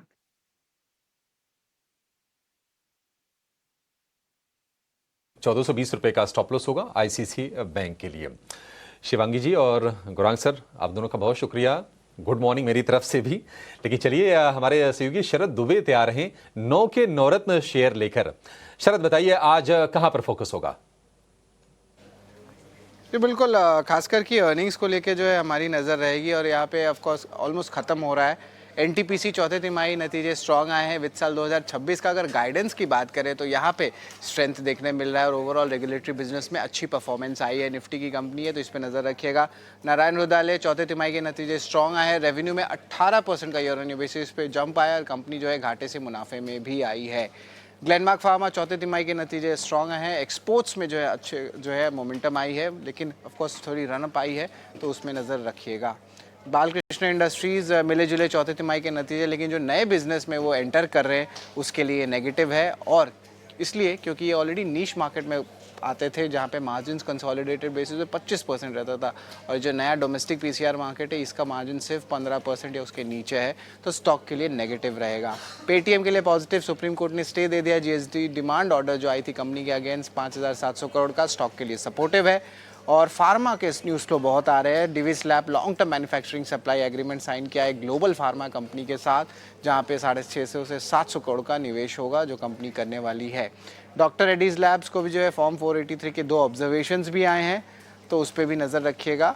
जाइडस लाइफ साइन को फाइनल अप्रूवल यूएसएफडीए द्वारा आया है आइसोट्रेनोटिन कैप्सूल्स को लेके, स्टॉक के लिए सपोर्टिव है। और आखिर में बाइकॉन बायोलॉजिक्स जो है वहाँ पे यूके के जो रेगुलेटर है वहाँ से उनको बायोसिमिलर की भी अप्रूवल आई है, स्टॉक के लिए सपोर्टिव है। तो ये 9 अहम स्टॉक्स है जिस पे आपकी नज़र होनी चाहिए। ठीक है शरद, बहुत शुक्रिया। ये 9 के 9 शेयर अपने रडार पर आप रख के चलिएगा, इनमें एक्शन ज़रूर दिखेगा। गौरांग सर, डिवीज़ के बारे में एक आपसे व्यू जानना चाहेंगे। कंपनी मुझे बहुत पसंद है, ये सॉलिड कंपनी है और एक ग्लोबल फार्मा कंपनी के साथ इन्होंने लॉन्ग टर्म मैन्युफैक्चरिंग कॉन्ट्रैक्ट किया है। कॉस्ट ऑफ मैन्युफैक्चरिंग जो बताई जा रही है वो है करीब 650 से 700 करोड़ रुपए के आसपास का, ये एस्टिमेटेड है। ये डिवीज़ को लेकर आपका व्यू क्या है सर? आज शुरुआत अच्छी करने के संकेत दे रहा है ये। धन्यवाद अभिषेक, आपको भी प्रणाम और शुभ प्रभात हमारे तरफ से। तो एक लटकती हुई तलवार फार्मा सेक्टर पर बिल्कुल है, क्योंकि अनिश्चितता के वातावरण जो भी अंतर्राष्ट्रीय स्तर पर खास करके अमेरिका से जो खबरें आती है, लेकिन मेरा एक विश्वास काफी लंबे समय से रहा है अभिषेक, और वो विश्वास ये है कि हमारा देश पूरे विश्व भर के लिए दवाई की दुकान थी, है और आने वाले भविष्य में रहेगा। हमने जो स्तर स्थापित किए हैं फार्मा क्षेत्र में, उसकी बुनियादों को हिलाकर झिंझोड़ने वाला कोई दूसरा देश मेरे ख्याल से आने वाले कई सालों तक प्रतिस्पर्धा के रूप में हमारे सामने नहीं आएगा। जहां तक सवाल है आपके प्रश्न का दिवीज लैब्स के ऊपर, तो खरीदारी की राय बिल्कुल हमारी है, और अगर आपका निवेश है तो बने रहे, और अगर नहीं है तो इस तरह से शुरुआत कीजिए और गिरावट पर धीरे धीरे करके जोड़ते जाए लंबी अवधि के लिए। ठीक है, गिरावट पर खरीदारी की सलाह है। डिवीज़ में अगर आपके पास है तो आप इसको होल्ड कीजिए। 24,900 के ऊपर निफ्टी के लेवल सेटल हुए हैं, 24,919, तो जो गिफ्ट निफ्टी इंडिकेट कर रहा था बिल्कुल उसी तर्ज पर आज शुरुआत भी होगी, और उम्मीद करते हैं कि शुरुआत के बाद बाजार थोड़ी सी रफ्तार आगे और दिखाएगा, क्योंकि संकेत अच्छे हैं मैक्रो फ्रंट पर भी और जियो पॉलिटिकल फ्रंट पर भी थोड़े थोड़े ठीक ठाक ही संकेत दिख रहे हैं यहाँ पर। लेकिन शिवांगी, एक शेयर जहां पर हमने अच्छी रफ्तार देखी थी शुक्रवार के सत्र में, वो है वरुण बेवरेजेस का। हालांकि लगातार गिरावट का शिकार हो रहा था, शुक्रवार को रिवर्सल आया, क्या सस्टेन करेगा जो उछाल आया था उस दिन? जी बिल्कुल अभिषेक, अगर हम वीपीएल की बात करें यहाँ पे, तो हमने देखा है कि एक थोड़ी बहुत हल्की रिवर्सल जरूर देखने को मिली है पिछले सेशन में, बट सस्टेनेबल मूव यहाँ पे नहीं देखने को मिले हैं, बिकॉज वॉल्यूम्स जो है वो अभी तक कंफर्मेशन नहीं दे रहे हैं। हालांकि आरएसआई में एक टर्निंग पॉइंट जरूर नजर आ रहा है, पर इसमें हमें वेट एंड वॉच करना चाहिए, क्लोजली ट्रैक करना चाहिए। अगर ये 490 के ऊपर होल्ड करते हुए नजर आता है तो 510 तक के लेवल्स यहाँ बनते हुए दिखेंगे, पर 490 के लेवल्स को हम क्लोजली ट्रैक करें। 490 के लेवल्स को क्लोजली ट्रैक करने की राय और शुरुआत करीब 1% की तेजी के साथ होने की तैयारी वरुण बेवरेजेस में। शिवांगी हैवेल्स इंडिया पर एक राय आपसे जानना चाहेंगे।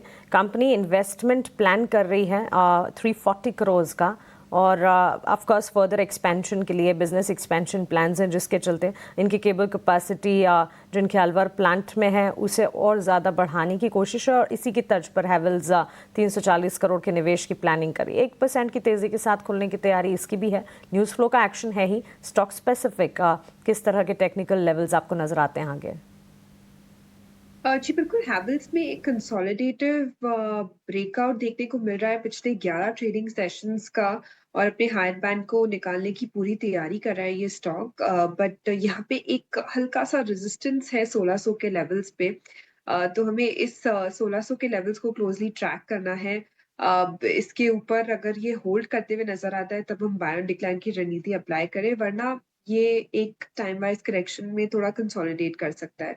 तो 1600 के लेवल्स को वॉच आउट करें। के लेवल्स को इस वक्त वॉच आउट करना है। Shivangi, even IT sector focus radar पर हैं, not just the larger IT players लेकिन मिड कैप स्पेस से जुड़ी आईटी कंपनियों पर भी नज़र लगातार बनी हुई है। शुरुआत पॉजिटिव होने की पूरे आसार नज़र आ रहे हैं। पर्सिस्टेंट सिस्टम की अगर बात करें, लार्जर आईटी प्लेयर्स में तो ठीक ठाक माहौल है ही, लेकिन कोफोर्ज पर्सिस्टेंट सिस्टम में से कोई स्टॉक जो आपके रेडार पर है?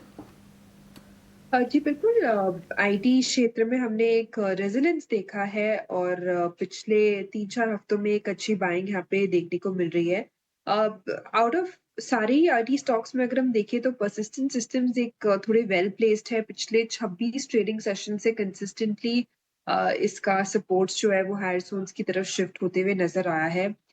स्टॉक ने एक बहुत ही अच्छे सपोर्ट लेते हुए नजर आया। ये 5350 के आसपास यहाँ पे बाइंग इंटरेस्ट बार बार इमर्ज होते हुए दिखी है।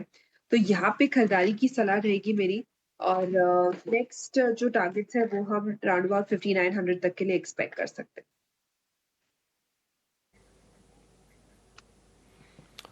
ठीक है, परसिस्टेंट को लेकर ये भी एक अच्छा ठीक है। बाजार खुले में 1.5 मिनट के आसपास से समय रह गया है। बाजार की ओपनिंग कर लेते हैं, उसके बाद गौरांग सर से कुछ और शेयरों पर हम विस्तार से चर्चा करेंगे। निफ्टी की आज जो शुरुआत होगी 60-70 अंक ऊपर होगी, यानी कि हमने जो तेजी देखी है शुक्रवार के सत्र में उसमें आज एडिशन देखने को मिलेगा। निफ्टी बैंक भी करीब 150 अंक ऊपर खुल रहा है, 55,500 के ऊपर खुलने के संकेत दे रहा है करीब 150 अंकों की तेजी के साथ। और शुरुआत में ऐसा लग रहा है कि एडवांस डिक्लाइन के रेशियो अच्छे होंगे। देखिए, आज फिर से आपको 3 सेक्टर पर खास तौर से नज़र बना के रखनी पड़ेगी। 2 जो दिग्गज हैं, बैंकिंग, फाइनेंस, मॉनसून अच्छा है, उनके लिए आज एक अच्छी हो सकता है मूव हम देखेंगे। आईटी, अमेरिका में चूंकि बॉन्ड यील्ड में थोड़ी सी नरमी और आई है तो आईटी शेयरों के लिए निश्चित तौर पर पॉजिटिव चीज़ है। मॉनसून अगर 8 दिन पहले आया है तो ये जो फर्टिलाइजर वाला सेगमेंट है या फिर ऑटो वाला, सीड वाली कंपनीज हैं, एफएमसीजी, डिस्क्रिशनरी गुड्स वाली जो कंपनीज हैं, उनके लिए निश्चित तौर पर ये राहत की चीज़ होगी। तो यहाँ पर आप नज़र आज बना के चलेगा। और जो नतीजे आए हैं एनटीपीसी के, जेएसडब्ल्यू स्टील के, इन शेयरों पर भी आज नज़र रखनी चाहिए आपको। एनटीपीसी 2% ऊपर खुलने के संकेत दे रहा है। इसके अलावा हम देखेंगे कि एमएनएम में करीब 1% के आसपास की तेजी होगी। श्रीराम फाइनेंस जो कि फाइनेंस वाली कंपनी है, वहाँ पर 0.25% के आसपास की तेजी, और पावर ग्रिड में 0.5% और हिंडाल्को में भी 0.5% के आसपास की तेजी पर शुरुआत होने की यहाँ पर उम्मीद दिख रही है, जो संकेत अभी प्री ओपन से मिल रहे हैं। Eternal, Kotak bank, Tata consumer कुछ ऐसे शेयर्स हैं जहाँ पर थोड़ी बहुत आपको गिरावट की शुरुआत में देखने को मिल सकती है। प्री ओपन के ये लेवल से बस शुरुआत अब होने वाली है बाजार की। ओपनिंग के टिक्स आ गए हैं। निफ्टी ने 60-70 अंक ऊपर शुरुआत की है। निफ्टी बैंक की बात करें तो 190-200 अंक की तेजी होगी। निफ्टी बैंक की तेजी होगी भी 100 अंकों की, यानी कि जहां बाजार खुला वहां से उसने अपने गियर को चेंज किया है। 0.5% ऊपर आपको दोनों के दोनों इंडेक्स दिखेंगे। निफ्टी है इस वक्त 125-30 अंक ऊपर कारोबार करता हुआ, और निफ्टी बैंक की जो तेजी है वो है करीब 225 अंकों के आसपास की। तो प्रतिशत के लिहाज से निफ्टी थोड़ा सा आगे आपको दिखेगा निफ्टी बैंक के मुकाबले, लेकिन बराबरी का ही मामला दोनों के दोनों इंडेक्स में। निफ्टी बैंक इस वक्त 300 अंक ऊपर आके कारोबार करता हुआ आपको दिखेगा। शुरुआत देख लेते हैं कि कहां पर अच्छी हुई है। आज आप इटर्नल को छोड़ दें तो निफ्टी के बाकी जो 49 शेयर हैं वहां पर तेजी का माहौल है। इटर्नल है करीब 3% नीचे कारोबार कर रहा है, लेकिन एनटीपीसी, ग्रासिम ने अच्छी शुरुआत की है, एमएनएम ने शुरुआत अच्छी की है। इसके अलावा हम देख रहे हैं कि जो बड़े बैंकिंग शेयर्स हैं आईसीआईसीआई बैंक में करीब करीब 1% की तेजी पर शुरुआत हुई है। एचडीएफसी बैंक ने भी शुरुआत अच्छी की है, हालांकि आईसीआईसीआई बैंक के मुकाबले ये उतना शुरुआत में नहीं चल रहा, लेकिन 1940 रुपए के आसपास के भाव आपको दिखेंगे। मेटल में हिंडाल्को, जेएसडब्ल्यू स्टील, ये कुछ शेयर्स हैं जहां पर अच्छे मूव्स हैं। और टाटा ग्रुप की अगर हम कंपनीज की बात करें तो उसमें टाटा मोटर्स हो गया, ट्रेंट हो गया, ये कुछ शेयर्स हैं जहां पर आज अच्छी शुरुआत हुई है। डिवीज ने जो ग्लोबल फार्मा कंपनी के साथ लॉन्ग टर्म मैन्युफैक्चरिंग कॉन्ट्रैक्ट किया है, शेयर आज अच्छे मूव्स दे रहा है, 2.5% ऊपर ये शेयर आज खुला है। इसके अलावा Hind copper, power grid, JSW energy, NTPC, तो पावर और एनर्जी का खेमा बजिंग है। उसमें आप गेल को और आईईएक्स को भी जोड़ लीजिए, वहां पर अच्छी मजबूती के साथ आपको कारोबार होता हुआ दिखेगा। 150 अंक ऊपर आ गया निफ्टी, यानी कि जहां पर खुला वहां से करीब करीब 90-100 अंक और जोड़ लिए। ये अच्छी चीज है।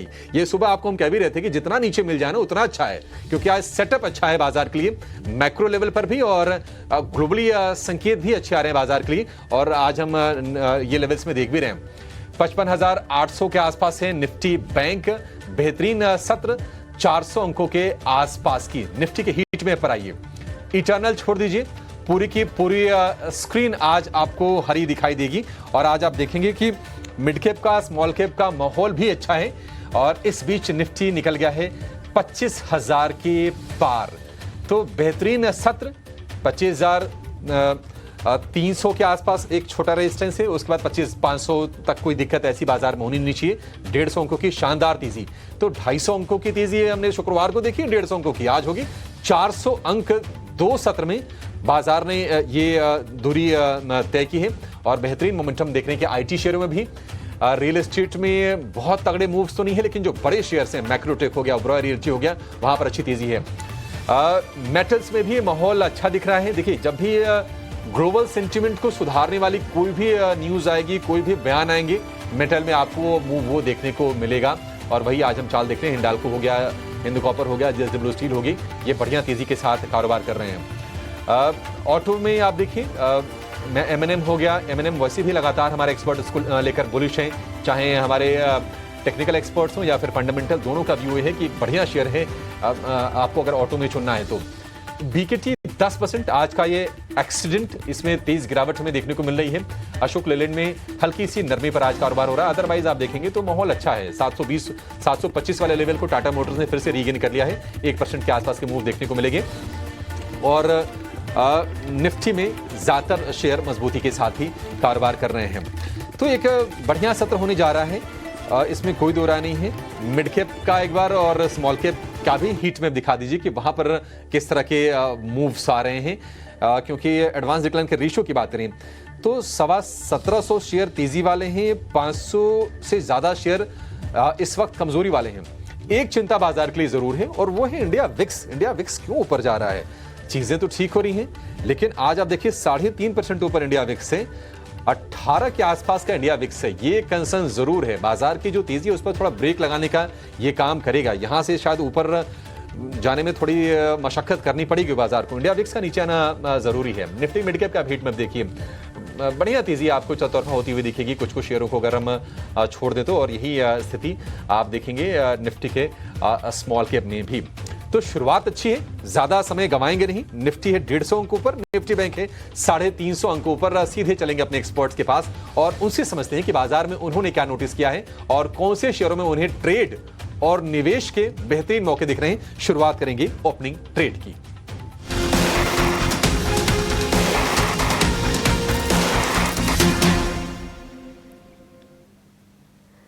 दमदार तेजी के साथ जैसे एक्सपेक्टेड था वैसे ही बाजार की शुरुआत 25,000 के पार निफ्टी। इस वक्त निफ्टी के 50 में से करीब 49 शेयर्स में अच्छी खासी एक्शन तेजी के बीच कामकाज देखने को मिल रहा है।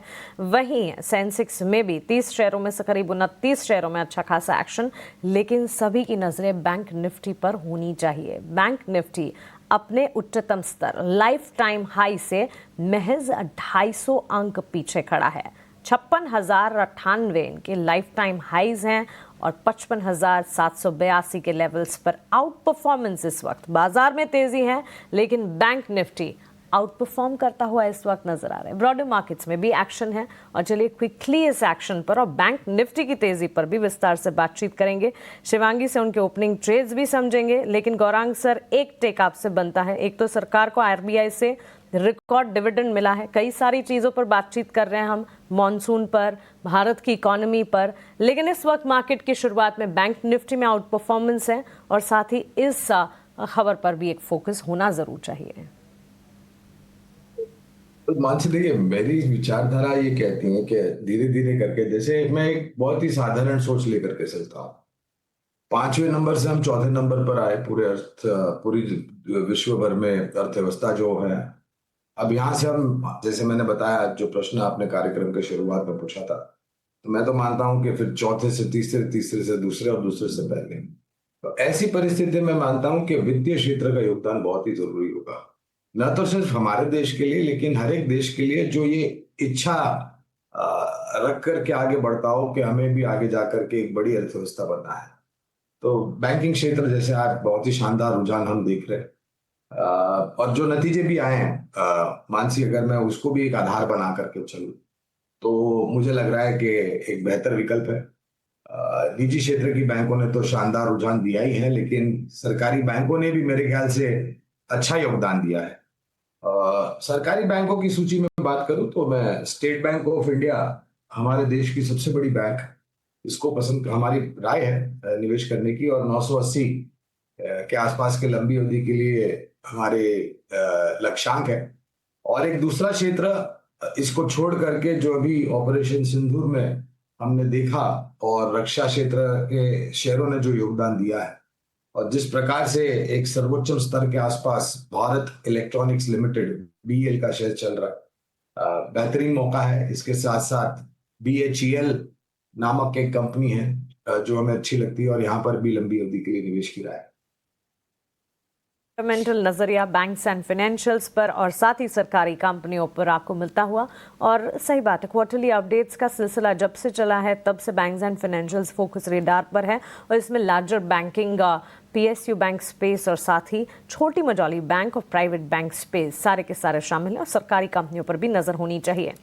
सेक्टर स्पेसिफिक इस वक्त अगर आप देखेंगे और स्टॉक स्पेसिफिक मार्केट के कंट्रीब्यूशन को देखेंगे, लगभग सारे शेयरों में अच्छा खासा कंट्रीब्यूशन और out performance ICICI bank, M&M, HDFC bank, L&T और रिलायंस जैसे काउंटर्स, तो सारे मेजर काउंटर्स इस वक्त बाजार को सपोर्ट करने का काम कर रहे हैं।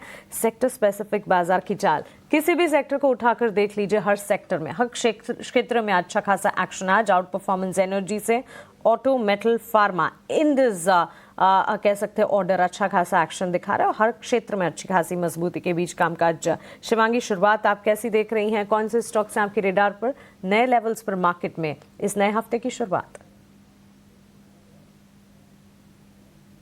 जी बिल्कुल, मार्केट्स में हम देख रहे हैं कि बहुत ही अच्छी बाइंग इंटरेस्ट तेजी इमर्ज होते हुए दिख रही है। ऐसे में मेरे नज़र एक HDFC AMC पर है। ये लगातार पिछले 5 दिनों की कंसोलिडेशन के बाद निकलते हुए नजर आ रहा है। अच्छी खासी लॉन्ग बिल्डअप है यहाँ पे, और RSI एक पॉजिटिव डाइवर्जेंस दिखा रहा है। गैप अप के बाद हमने देखा है कि पिछले पूरे हफ्ते ये काफी अच्छी तरह से हायर जोन्स पे होल्ड करते हुए नजर आया है, और वीक ऑन वीक बेसिस पे भी सपोर्ट्स हायर जोन्स की तरफ शिफ्ट हुए हैं। तो यहाँ पे खरीदारी की सलाह है। नेक्स्ट जो टारगेट्स है 5050 तक के लिए हम इसमें खरीदारी करें, 4800 के एक स्टॉप लॉस के साथ।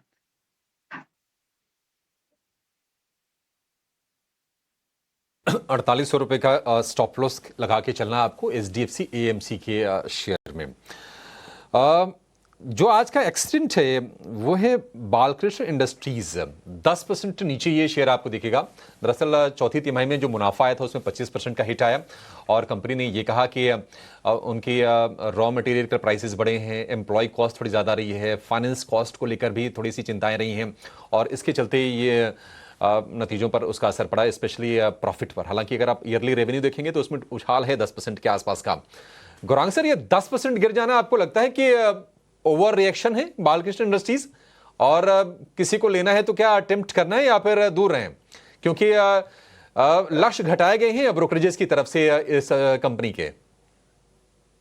देखिए अभिषेक, बाजार की प्रतिक्रिया का कोई जस्टिफिकेशन नहीं होता है। अच्छे परिणाम आने पर भी पिटाई हो जाती है कभी कभी, अगर माहौल खराब होता है तो, और बुरे नतीजे आने पर भी पिटाई हो जाती है। तो मैं बाजार की बुद्धिमत्ता को कभी भी चुनौती नहीं देता। मैं शीश झुका करके बाजार की बुद्धिमत्ता जो है मैं उसका स्वागत करता हूँ, क्योंकि मुझे लग रहा है कि मैं समय विफल करता हूँ अगर मैं बाजार की बुद्धिमत्ता को चुनौती देता हूँ। तो बाजार में जो भी होता है मैं तो ये मानता हूँ अच्छे के लिए होता है। आपका प्रश्न का उत्तर देते हुए 10% क्या ज्यादा हो सकता है अभिषेक के एक नीजक रिएक्शन और प्रतिक्रिया हमेशा हम थोड़े बहुत नकारात्मक परिस्थिति में ऊपर की तरफ देते हैं। टायर और रबर प्रोडक्ट्स बनाने वाली कंपनी है और इनके जो टायर्स हैं वो बस और ट्रक रेडियल टायर्स हैं, बीकेटी टायर्स के नाम से मशहूर है ये। मार्केट शेयर भी अच्छा है। अभी स्पष्टीकरण कुछ और आ जाता तो मेरे ख्याल से हम जैसे विशेषज्ञों को बुनियादी दर के आधार पर विश्लेषण करने के लिए और सहायता मिल जाती, लेकिन हमारी कवरेज है बालकृष्ण इंडस्ट्रीज पर। क्या नया निवेश करना चाहिए अगर आपने ऊपरी स्तर पर लिया है तो थोड़ा बहुत, पूरी ताकत लगा करके नहीं, और पूर्ण तरीके से नए रूप में निवेश करना है तो वहां पर भी शुरुआत कीजिए और गिरावट पर जोड़े। एक अच्छी बात यह है टायर इंडस्ट्रीज के लिए कि कच्चे तेल के दाम नियंत्रण में है और रुपए में भी मैं मानता हूं आने समय में डॉलर के सामने थोड़ी बहुत मजबूती देखनी चाहिए। तो ये दोनों परिस्थितियां टायर मैन्युफैक्चरिंग कंपनीज के लिए सकारात्मक बातें होती है।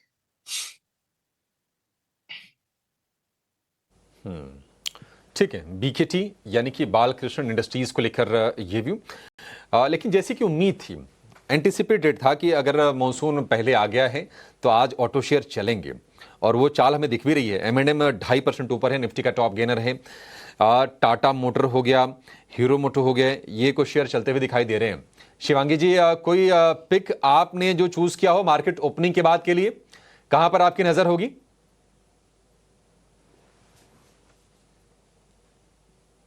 जी बिल्कुल, नज़र यहाँ पे हम देख रहे हैं कि एक अच्छी खासी बाइंग इंटरेस्ट इमर्ज हो रही है बैंकिंग, फाइनेंशियल और कुछ इंश्योरेंस स्पेस स्टॉक्स में से। सिलेक्टिव फार्मा स्टॉक्स भी हम देख रहे हैं कि अच्छे कर रहे हैं, बट ओवरऑल बैंकिंग और फाइनेंशियल स्पेस में ज़्यादा स्ट्रेंथ है, तो यहाँ पे फोकस मेरी रहेगी। HDFC AMC ऑफ कोर्स एक प्रेफर्ड पिक है, उसके अलावा बाकी स्टॉक्स पे भी हम नज़र रख सकते हैं। ऑफ कोर्स थोड़े बहुत हम देख रहे हैं कि पावर स्पेस में भी एक अच्छी बाइंग इंटरेस्ट इमर्ज हो रही है। इसके रिस्क रिवॉर्ड अच्छे हैं और ऑटो स्पेस में अगर हम बात करें तो M&M में एक अच्छी बाइंग इंटरेस्ट देखने को मिल रही है। लगातार पिछले 6 हफ्तों से M&M में स्लो एंड स्टेडी बाइंग देखने को मिली है और मंथ ऑन मंथ बेसिस में भी ये स्टॉक ने पिछले 11 महीनों के कंसोलिडेशन के निकालने की पूरी तैयारी करा है, तो ये एक स्टॉक है जिसमें हम नजर रखनी चाहिए। तो ये स्पेसेस में हम ऐसे बाजार में मौके ढूंढते हैं। HDFC AMC और M&M, ये दो शेयर है, इस पर आप नजर बना के चलिएगा। एक और शेयर जो ट्रेडर्स का फेवरेट है, हाल फिलहाल इसमें कॉर्पोरेट एक्शन हुआ था, बोनस इशू मिला, एक शेयर के बदले 2 बोनस मिल गए, तो भाव हो गया 1/3, लेकिन उसके बाद में मोमेंटम बरकरार होते हुए दिख रहे हैं BSE के शेयर में। 2500 रुपए के ऊपर फिलहाल ये शेयर दिखेगा, 3% के आसपास के मूव हैं। गुरांग सर, BSE देखिए, एक हैंगओवर वो है कि हाँ एक्सपायरी है, वो मंगलवार की किसको मिलेगी? इस हफ्ते तक फाइनल गाइडलाइंस भी आ जाएंगी सेबी की तरफ से एक्सपायरी डेट को लेकर, वो चिंता थोड़ी सी है, लेकिन BSE के शेयर को लेकर आप क्या व्यू देंगे सर? किसी को अगर नया व्यू अगर बनाना हो तो क्या करें, खरीद ले शेयर अभी? मैं कुछ ज्यादा इतना महत्व देता नहीं हूं, लेकिन मैं ज्यादा अहमियत देता हूं कि हमारे देश में जो शेयर बाजार है यानी कि कैपिटल मार्केट्स, ये भी एक उभरता हुआ क्षेत्र पिछले कुछ सालों में, खास करके कोविड के पश्चात हमें देखने मिला है। और हमारी विचारधारा ये है कि हमारा देश तो आगे बढ़ेगा अर्थव्यवस्था के रूप में और विकास दर के आधार पर। अगर ये दोनों चीजें संभवता हो जाती है तो फिर शेयर बाजार भी इसी के साथ आगे बढ़ेगा, और ऐसा हुआ तो हमारी कल्पना और विचारधारा है कि 3-5 साल या उससे ज्यादा शेयर बाजार और भी बेहतर रुझान करेगा। उस परिस्थिति में शेयर बाजार से जुड़े हुए जो भी शेयर है, जो भी कंपनियां हैं, अब मिसाल के तौर पर आप BSE की बात कर रहे हैं जो कि एक प्लेटफॉर्म प्रोवाइडर है, लोगों को निवेश करने के लिए एक जरिया मुहैया कराती है, फिर इसके पश्चात सेवाएं उपलब्ध कराने वाली कंपनी है, मिसाल के तौर पर CDSL या फिर कैंप्स। अब कैंप्स के ऊपर हमारी खरीदारी की राय है, कहने का तात्पर्य है कि क्षेत्र हमें अच्छा लगता है। फिर उसके आखिर के श्रेणी में आ जाते हैं इंटरमीडिएटरीज। तो अगर शेयर बाजार अच्छा करता अभिषेक तो ये सभी अच्छा करेगी। मेरे ख्याल से बीएससी में हमने 6000 के स्तर से 4000 के भी स्तर देखे थे, उससे नीचे और फिर से ऊपर के तरफ के दायरे। लेकिन एक कंपनी जो हमें पसंद आती है कैपिटल मार्केट्स या फिर शेयर बाजार के क्षेत्र के आधार पर, वो है CAMS, computer age management systems. CAMS हमें काफी अच्छी लगती है। और जैसे मैंने कहा, जो भी सक्षम और मजबूत कंपनियां हैं जो शेयर बाजार से जुड़ी हुई हैं, वहां पर आप अनिवार्य रूप से ध्यान दे सकते हैं और फिर अपनी बुद्धिमत्ता का प्रयोग करके निवेश कर सकते हैं। मैं स्पेसिफिक बीएससी पर टिप्पणी नहीं करूंगा क्योंकि हमारी कवरेज फिलहाल नहीं। बिल्कुल Gaurang sir, exchange ancillaries platform और मीडिएटर पर एक फंडामेंटल नजरिया, और कैम्प्स की अगर बात करें ऑलमोस्ट डेट फ्री कंपनी, यहाँ पर रिटर्न ऑन इक्विटी का ट्रैक रिकॉर्ड पिछले 3 साल का काफी पॉजिटिव और healthy dividend pay out ratio भी है। करीब 1.25% की तेजी के साथ स्टॉक में मजबूती का रुझान। Computer age management services limited 3925 के लेवल्स पर फंडामेंटली अट्रैक्टिव नजर आ रहा है। मिड कैप स्पेस में ही कुछ और स्टॉक्स की अगर बात करें, स्पेसेस वाइज अगर स्टॉक्स की बात करें, येस एक्सचेंज एंसिलरी में अच्छा खासा एक्शन जरूर देखने को मिला है। इसके अलावा बैंक्स एंड फाइनेंशियल्स, छोटी मझौली बैंक्स भी अच्छा एक्शन दिखा रही है। और रेलवे स्टॉक्स पर शिवांगी एक राय जरूर होनी चाहिए, क्योंकि smaller railway counters, RVNL, IRFC जैसे स्टॉक्स की अगर बात करें, दिन के उच्चतम स्तर पर अच्छा खासा एक्शन दिखाते हुए करीब 4% के मूव्स इन स्टॉक्स में नजर आ रहे हैं। रेलवे इंफ्रा पर आपकी राय क्या होगी? जी बिल्कुल, आरवीएनएल या फिर हम दूसरे अगर स्टॉक्स की भी बात करें इस क्षेत्र में, फॉर दैट मैटर आईआरसीटीसी में भी हम देख रहे हैं कि एक पिछले 4 दिनों के एक lower top lower bottom formation के इंडिकेशन होते हुए दिख रहे हैं। ऑफ कोर्स यहाँ पे जिस तरह से मोमेंटम है वो आरवीएनएल ज्यादा हम देख रहे हैं गति से चलते हुए नजर आ रहा है। बट इम्पोर्टेंट ये रहेगा यहाँ पे ये कि 410 के ऊपर ये स्टॉक होल्ड करते हुए नजर आए। और इसमें मेरी राय रहेगी कि हम प्रॉफिट्स को जल्दी बुक करते रहे या आगे स्टॉप लॉसेस को ट्रेल करते रहे, क्योंकि टेंडेंसी है कि रेलवे स्टॉक्स जो है वो थोड़े लैकलस्टर हो जाते हैं 2 से 3 दिन चलने के बाद। तो मेरी ये राय रहेगी इस पूरे क्षेत्र में।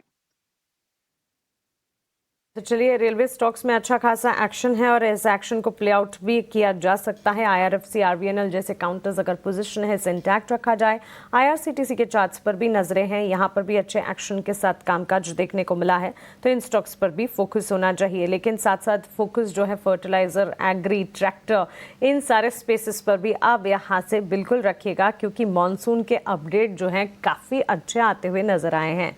झमाझम बारिश के साथ 8 दिनों से पहले मॉनसून ने दस्तक दे दी है। केरल के बाद महाराष्ट्र में भी बारिश जो है, मॉनसून जो है उसकी शुरुआत हो चुकी है। और समय से पहले की बारिश जो है देश में जो मॉनसून का सुहाना माहौल जो बनता दिखा है, देश की इकोनॉमी को भी तरोताज़ा करेगा, साथ ही इक्विटी मार्केट्स को भी तरोताज़ा करेगा। लेकिन इस पर एक डिटेल रिसर्च, और ये रिसर्च लेकर हमारे सहयोगी विश्व मोहन अब हमारे साथ जुड़ गए हैं। विश्व मोहन, आज सुबह ऑफिस आते समय तकलीफ तो नहीं हुई? बहुत ज़्यादा तकलीफ हुई, काफ़ी हेवी बारिश हो रही है। और जैसे मौसम विभाग ने कह भी दिया है कि मुंबई और महाराष्ट्र में भी मानसून की एंट्री हो रही है। और 1990 के बाद करीब 35 साल के बाद महाराष्ट्र में और मुंबई में इतनी जल्दी मानसून की एंट्री हुई है। आमतौर पे 11 जून के आसपास मानसून की शुरुआत होती है मुंबई में, और जून के पहले हफ्ते में 7-8 जून के आसपास महाराष्ट्र के इंटीरियर महाराष्ट्र में एंट्री होती है। लेकिन इस बार काफ़ी पहले है मानसून। केरल में भी हमने देखा था, शनिवार को ही मानसून की एंट्री हो गई, और वो भी 2009 के बाद पहली बार, यानी 16 साल में पहली बार मानसून की इतनी जल्दी एंट्री केरल में हुई है। इसके अलावा साउथ के ज्यादातर हिस्से में भी मानसून की शुरुआत हो चुकी है। ईस्टर्न राज्यों में शुरुआत हो चुकी है। झारखंड के आसपास, उड़ीसा के आसपास मानसून, जो कोस्टल बेल्ट है उड़ीसा के, वहां पर मानसून की एंट्री हो चुकी है। तो मानसून अपने समय से काफी पहले है। 2 फैक्टर यहां पर, 2 सिस्टम जो डेवलप हुए हैं वो मानसून को सपोर्ट कर रहे हैं। एक तो अरबियन सी का जो सिस्टम है वहां पर, और बंगाल की खाड़ी, तो दोनों सिस्टम मानसून को यहां पे सपोर्ट कर रहे हैं, और तेजी से मानसून देश भर की तरफ अपना प्रोग्रेस बढ़ा रहा है। आमतौर पे पूरे देश में जुलाई के पहले हफ्ते तक मानसून पहुंचता है, लेकिन कई सारे देश के लगभग 30 से 40% हिस्से में मानसून की शुरुआत हो चुकी है। और जहां मानसून नहीं भी पहुंचा है वहां भी प्री मानसून बारिश जबरदस्त तरीके से हो रही है। साउथ के राज्यों में तो हमने देखा ही है, कहीं येलो अलर्ट है, कहीं ऑरेंज अलर्ट है, कहीं रेड अलर्ट है। दिल्ली में भी येलो अलर्ट जारी किया गया, वहां पे तेज आंधी के साथ बारिश भी कई इलाकों में देखी गई है पिछले 1-2 दिनों के अंदर में। और भी बाकी कई सारे ऐसे राज्य हैं जहां झमाझम बारिश हो रही है। और इस बार मौसम विभाग ने अनुमान भी जताया है कि सामान्य से ज्यादा बारिश होगी, 105% बारिश होगी, और उसकी शुरुआत प्री मानसून में भी देखने को मिली है। और अब जब मानसून की एंट्री हो चुकी है उसके बाद तो झमाझम बारिश हो ही रही है। बिल्कुल झमाझम बारिश हो रही है, मौसम सुहाना हो गया है और ये पूरी अपडेट हमें देने के लिए शुक्रिया विश्व मोहन आपका। तो मानसून का अपडेट, और मानसून का अपडेट आज से ही नहीं, ईटी नाउ स्वदेश पर ये अपडेट मानसून की शुरुआत और वेदर डिपार्टमेंट से संकेत आना शुरू हुए तब से लगातार हम आपको दे रहे हैं। सिर्फ और सिर्फ मानसून अपडेट ही नहीं, उसको लेकर इक्विटी मार्केट्स का रुझान कैसा हो सकता है उस पर भी विस्तार से आपको लगातार बातचीत और लगातार हमारे एक्सपर्ट्स की राय भी आपको दिला रहे हैं। लेकिन एक बात तो तय है कि इंडियन मार्केट का डायरेक्शन जो है ये डिक्टेट होगा macro economic data points like India GDP, monsoon का progress, US federal budget, inflation figures, weekly jobless claims. लेकिन मॉनसून को ही लेकर एक और कह सकते हैं कि विजुअल्स और फुटेजेस हमने आपके लिए लेकर आए हैं। और महाराष्ट्र में मॉनसून, मुंबई में रेन्स की अगर बात करें, सुबह सुबह के फुटेज है, अंधेरी के फुटेज है, और साथ ही साउथ बॉम्बे में मॉनसून और तेज़ बारिश जो जारी है उसके लगातार फुटेजेस आपके सामने। पानी जल भराव की स्थिति भी हुई है, धीरे धीरे पानी भरना शुरू भी हो चुका है। लेकिन हाँ, ये सारा का सारा जायजा नीलेश शुक्ला हमारे सहयोगी ने लिया है। आइए एक बार उनके पास चलते हैं, उनसे एक बार समझते हैं। नीलेश। सोमवार की सुबह मुंबईकरों के लिए भारी साबित होती नजर आ रही है, जहां पर सुबह 3 बजे से ही बड़ी मात्रा में जो बूंदें हैं वो बरसती हुई नजर आ रही हैं। इस वक्त हमारी मौजूदगी मुंबई के अंधेरी सबवे के पास है, जहां मेरे पीछे आप देख पाएंगे जो सबवे है वो अभी से ही महज कुछ घंटे की बरसात में यहाँ पर भरना शुरू हो गया है। इससे जो यातायात है उस पर भी कहीं ना कहीं प्रभाव पड़ता नजर आ रहा है। जो लोकल ट्रेनें हैं जिन्हें मुंबई की लाइफलाइन कहा जाता है, उन पर भी इस बरसात का असर देखने मिल रहा है। ट्रेनें 10 से 15 मिनट की देरी से फिलहाल चलती हुई नजर आ रही हैं। मुंबई के कई इलाके जो कि लो लाइंग एरियाज हैं वहां पर वाटर लॉगिंग अभी से ही देखने मिल रही है। आईएमडी द्वारा 8 जो स्टेशंस हैं वहां पर रेड अलर्ट इशू किया गया है मुंबई शहर के लिए, वहीं ठाणे और रायगढ़ के लिए ऑरेंज और रेड अलर्ट इशू किया गया है।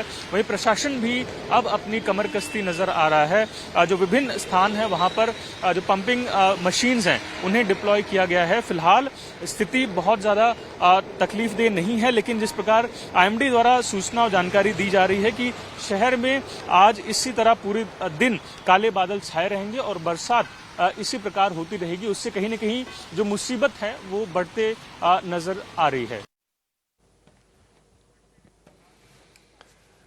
तो बढ़िया है, मुंबई में बारिश हो रही है, दिल्ली में भी बारिश हो तो रही है, लेकिन यहाँ जो बारिश आ रही है ना वो आंधी तूफान के साथ आ रही है, तो शायद उतना लोग आनंद नहीं ले पा रहे हैं बारिश का या फिर बाहर ठंडे मौसम का। लेकिन संकेत अच्छे हैं। मानसून का 8 दिन पहले आना और इतनी जोरदार बारिश के साथ शुरुआत होना, संकेत अच्छे हैं। उम्मीद करेंगे कि आगे ये ट्रेंड कंटिन्यू हो और इवन बारिश हो पूरे के पूरे देश में, और किसानों को फायदा मिले, इकोनॉमी को फिर फायदा मिले। बाजार में वैसे आज हरियाली हम देख रहे हैं, करीब 200 अंकों पर है निफ्टी, और निफ्टी बैंक की बात करें 425 अंकों की शानदार तेजी। और ये तब है जब इंडिया विक्स भी एलिवेटेड है। 18 के आसपास का इंडिया विक्स है, 3% के आसपास की तेजी, थोड़ी सी ऊपरी स्तरों से नरमी जरूर आई है, लेकिन अभी भी ऊपरी स्तर पर है। आज आप देखेंगे तो ऑटो शेयरों का बोलबाला है, और ऑटो के साथ साथ हम देख रहे हैं कि मेटल और बैंकिंग में भी आज मूव्स अच्छे दिखाई दे रहे हैं आपको। सिर्फ 3-4 शेयर ऐसे जहां कमजोरी है, और इटर्नल 3.5% की गिरावट के साथ फिलहाल कारोबार कर रहा है। एक और एक्सपोर्ट को जोड़ते हैं जो ग्लोबल बाजारों पर, बॉन्ड यील्ड पर, रुपए डॉलर के कोरिलेशन पर, इकोनॉमी पर बहुत ही बारीक नजर रखते हैं। हमारे साथ हैं आशुतोष वखारे जी, बाजार के दिग्गज भी हैं। आशुतोष जी, बहुत शुक्रिया आपका समय देने के लिए। आशुतोष जी, पहले तो आपको भी बहुत बधाई, 4थे नंबर पर हम पहुंच गए जापान को पीछे छोड़कर। अब बस आगे जर्मनी और चाइना और यूएस रह गए टॉप के 3 पोजीशंस पे। इसके इंप्लीकेशंस क्या देख रहे हैं इकोनॉमी को लेकर? हमारा सेंटिमेंट तो बूस्ट कर रही है, और किस तरह से फायदा होगा जरा वो बताइए आप। जी बिल्कुल, पहले तो आपको भी बधाई, सभी को शुभकामनाएं कि ये एक बहुत अच्छा संकेत है। देखिए, महत्वपूर्ण क्या है कि हम एक रीजनल कॉन्फ्लिक्ट से हम अभी बाहर आए हैं, और टिपिकली ये देखा गया है कि जब युद्ध का वातावरण होता है तो उसके बाद जो अर्थव्यवस्था है उसमें महंगाई बढ़ जाती है, ब्याज दरें बढ़ जाती है, ऐसी सब बातें होती है। रशिया का उदाहरण है, मिडिल ईस्ट का उदाहरण है। तो इसके विपरीत जब आप एक युद्ध की परिस्थिति से आने के बाद भी आपकी ब्याज दरें भी नीचे जा रही है और आपका रुपया भी जब सशक्त हो रहा है, तो हम चौथे क्रमांक पर आए ये जितना महत्वपूर्ण है, उससे अधिक ये महत्वपूर्ण है कि हम किन परिस्थितियों में से निकलकर वहां पे आए हैं। और मुझे ये, क्योंकि रुपए में तेजी आना, अगर मैं मेरे देश के ब्याज दर बढ़ा दूं कि भैया बाकी जगह पे तुमको 5% मिल रहा है, मेरे यहाँ पे तुमको 7% मिलेंगे, तो कोई भी आ जाएगा मेरे देश में।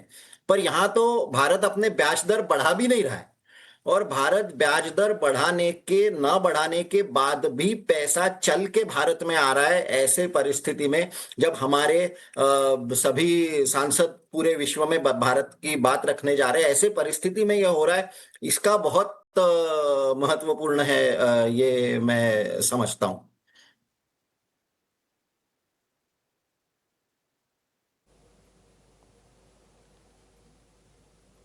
आशुतोष जी, काफ़ी अच्छे तरीके से ये आपने समझाया और ये बात आपकी बिल्कुल सही है कि इस वक्त जो हालात में भारत की इकॉनमी आगे बढ़ रही है, चैलेंजेस कम नहीं थे, बावजूद इसके इकोनॉमिक फ्रंट पर सारे के सारे फैक्टर्स जो है वो भारत के हक में इस वक्त नज़र आ रहे हैं। और इसमें ये कह सकते हैं कि another feather in the hat, ये जो ताज़ा खबर आती हुई दिखी है, इकॉनमी के फ्रंट पर चौथे पायदान पर पहुंचता हुआ भारत। लेकिन साथ साथ जी हाँ, क्षेत्रीय संघर्ष से भी उभरा है भारत।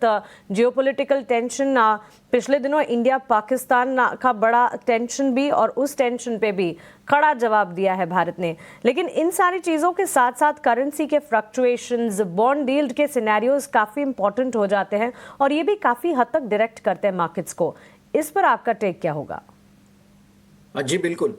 आप अगर देखिए, ये तो ठीक है, कल ये नंबर्स आए कि हम चौथी अर्थव्यवस्था बन गए, पर अगर आप आरबीआई की बुलेटिन देखेंगे जो पिछले सप्ताह आई थी, आरबीआई की बुलेटिन में ये सारी बातें आरबीआई ने एक एक करके बताई थी कि पिछले कई दिनों से, और ये हमने भी, जब हम भी पिछले बार बात किए थे, हमने यही बात कही थी कि हमारी जो अर्थव्यवस्था में जो ब्याज की दरें हैं वो धीरे धीरे नीचे आ रही है, और इसका अर्थ ये होता है कि आपके देश में महंगाई का डर नहीं है। अब देखिए, ब्याज की दरें नीचे आने से क्या होता है कि सरकार को जो कर्जा, हमारी सरकार जो फिस्कल डेफिसिट लेती है, सरकार को जो कर्जा लेना होता है, वो कर्जा का ब्याज दर कम हो जाता है। जब सरकार का ब्याज दर कम हो जाता है तो पर्याय से अभी इस पे अगला स्टेप ये होता है कि जो कॉर्पोरेट्स होते हैं, जो AAA रेटेड है, फिर AA रेटेड है, यानी कि जो अच्छे अच्छे कॉर्पोरेट्स हैं, वो कल तक अगर मान के चलिए 8 या 9% से पैसा ले रहे थे, तो आज उनको भी 7 या 6% से पैसा मिलता है। यानी हर एक क्षेत्र में कॉस्ट ऑफ फंड कम हो जाता है। मुझे अगर घर लेना था तो 8% पे या 10% पे लोन लेने की बजाय अब मुझे 7 या 6% पे मिलेगा। तो एक ये होता है, और ये आरबीआई के बुलेटिन में ये सारी बातें उन्होंने डेटा के साथ दी है। मुझे आपको वो उतने नंबर्स यहाँ पे बता के अर्थ नहीं है, पर आप देखिए यहाँ पे क्या हो जाता है कि चाहे आप कर्ज लेना चाहते हो, कर्जदार हो, चाहे आप फिक्स डिपॉजिट में डालना चाहते हो, ये सभी यहाँ पे आपको एक फायदा इसलिए हो सकता है, जैसे अगर आप हाउसिंग लोन लेते हैं और आपकी ब्याज दरें धीरे धीरे फ्लोटिंग रेट में अगर आप नीचे जाते हैं तो आपको उसका लाभ मिलता है। अगर कंपनीज लोन सस्ते में लेती हैं और एक्सपैंड करती है तो अर्निंग्स पोटेंशियल बढ़ता है। तो ये सारी बातें अभी धीरे धीरे प्ले आउट हो रही है, और मैं पिछले बार भी यही बोला था कि एक दिन में ये सब बातें नहीं होती है, पर एक कठिन विश्व परिस्थिति में भारत एक अच्छी अर्थव्यवस्था उभर कर आ रहा है, और जिसका परिणाम शेयर बाजारों पर दीर्घकाल में अवश्य दिखेगा। बिल्कुल आशुतोष जी, काफ़ी अच्छा लग रहा है ये फंडामेंटल नज़रिया आपका, और अक्रॉस सारे फैक्टर्स को टच बेस कर आप बात कर रहे हैं। आपसे गुजारिश है कि आप जुड़े हैं, थोड़ा और समय हमें दीजिएगा। टैरिफ को लेकर, आरबीआई के डिविडेंड सिनेरियोज को लेकर भी आपसे थोड़ी बात ज़रूर करना चाहेंगे। इस बीच शिवांगी, आपसे कुछ सवाल ज़रूर हैं, और वो है रियल एस्टेट स्पेस से जुड़े हुए।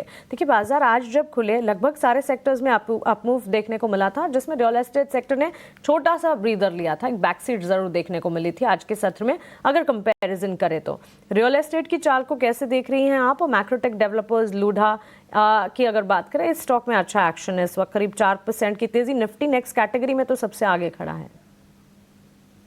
बिल्कुल, रियल एस्टेट पैक से लोढ़ा एक काफी स्ट्रॉन्ग काउंटर नजर आ रहा है। यहाँ पे एक सेक्टर आउट परफॉर्मेंस यहाँ पे देखने को मिल रहा है, और यहाँ पे हमने देखा है कि पिछले एक अच्छे खासे गैप अप के बाद हायर जोन्स पे होल्ड भी किया है पिछले हफ्ते पूरे, और वीक ऑन वीक बेसिस पे भी हमने देखा है कि ये हायर टॉप हायर बॉटम बनाते हुए नजर आया है, तो यहाँ पे हम नजर रख सकते हैं।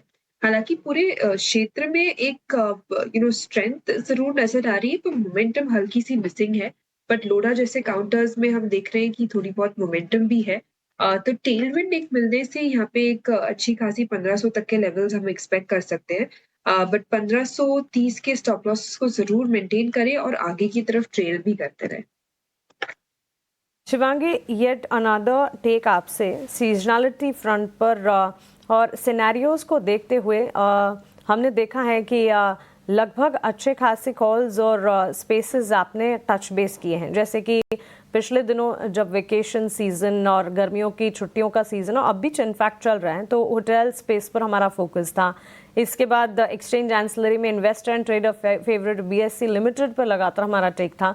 सो यहाँ से आगे अब सीजनलिटी फैक्टर जो फिलहाल नजर आ रहा है वो तो मानसून है ही, आपके रेडार पर कोई स्पेस है जो कि इस वक्त फोकस में होना चाहिए यहाँ से कुछ समय के लिए, शॉर्ट टर्म पर्सपेक्टिव की अगर बात करें?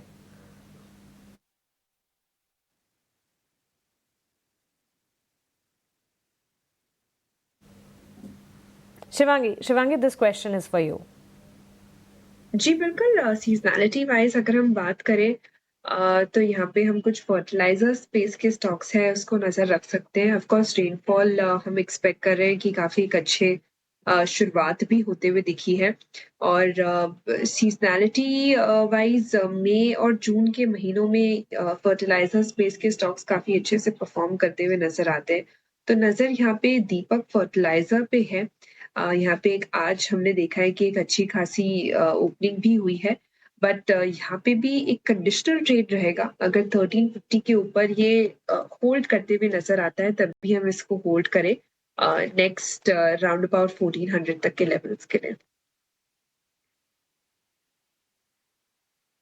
ठीक है, 1400 रुपए के लेवल के लिए आप दीपक फर्टिलाइजर को होल्ड कीजिए। शिवांगी जी, बहुत शुक्रिया आज आपका समय देने के लिए और तमाम शेयरों पर हमसे चर्चा करने के लिए। कोई डिस्क्लोजर शेयर करना चाहेंगे आप?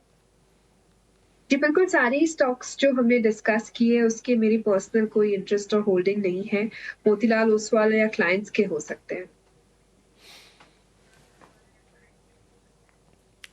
ठीक है, thank you so much ma'am. फिर से आपसे जल्दी ही मुलाकात होगी और कुछ बढ़िया और ट्रेडिंग आइडियाज़ आपके जानेंगे अगले शो में। लेकिन बहुत शुक्रिया फिलहाल। निफ्टी 225 अंक ऊपर है, डे हाई के आसपास टिकने की कोशिश, कोई शेडिंग नहीं। निफ्टी बैंक की बात करें तो थोड़ा सा पीछे है प्रतिशत के लिहाज से निफ्टी के मुकाबले, लेकिन 400-425 अंकों के आसपास की तेजी निफ्टी बैंक में भी हम देख रहे हैं। लेकिन इस जंक्चर पर ऑप्शंस में आपके पैसे कहां पर बनेंगे, जरा यह समझ लेते हैं कि अगर पूंजी थोड़ी कम हो और मुनाफा ज्यादा करना हो, ऑप्शंस काम आते हैं। ऑप्शंस के चैंपियन को जोड़ेंगे अपने साथ।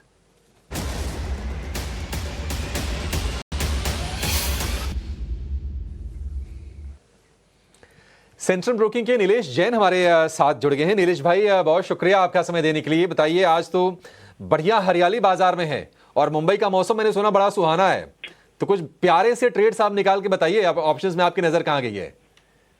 Very good morning to Abhishek ji. देखिए, मौसम तो काफी सुहाना हो चुका है और मार्केट ने भी एक काफी अच्छा मोमेंटम पिकअप कर लिया है। फ्राइडे के बाद आज एक सेकंड कंसेक्यूटिव सेशन जो मोमेंटम यहाँ पे देख रहे हैं, 25,000 के पार निफ्टी निकल चुका है। शॉर्ट कवरिंग की संभावना अभी भी यहाँ पे बनती हुई नजर आ रही है, तो तेजी और बरकरार रह सकती है। इस सप्ताह मंथली की एफएनओ की एक्सपायरी भी है, तो यहाँ पर मोमेंटम कंटिन्यू होता हुआ नजर आ रहा है हमें। एलएनटी में काफी बेहतरीन चार्ट पैटर्न है। यहाँ पर एक राउंडिंग बॉटम पैटर्न का ब्रेकआउट यहाँ पे आता हुआ नजर आ रहा है। एक मेजर नेकलाइन यहाँ पर ब्रीच हुई है, तो ये मोमेंटम है, यहाँ से कैरी फॉरवर्ड हो सकता है। 3700 से 3750 तक का मूव हमें एलएनटी में देखने को मिल सकता है। इसीलिए यहाँ पे 3640 3640 का कॉल ऑप्शन, इसे खरीदने की सलाह होगी।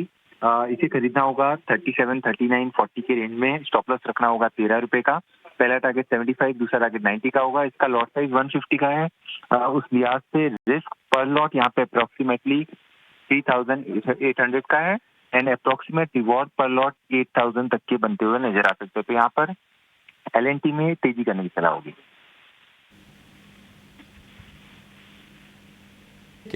सरकार को जो डिविडेंड मिला है ना, कैपेक्स बढ़ने की उम्मीद है। कैपेक्स बढ़ेगा तो फायदा किसको होगा? जो कंस्ट्रक्शन वाले जो कंपनीज है ना, वो फोर फ्रंट पर रहेंगे। और एल&टी ने शुक्रवार को भी तेजी दिखाई थी, उस तेजी का कंटिन्यूएशन आज हो रहा है। 2 दिन में 100 रुपए जोड़े हैं और आज 1.5% के आसपास की शानदार तेजी देखने को मिल रही है। 3640 वाली कॉल आपको खरीदने की सलाह है।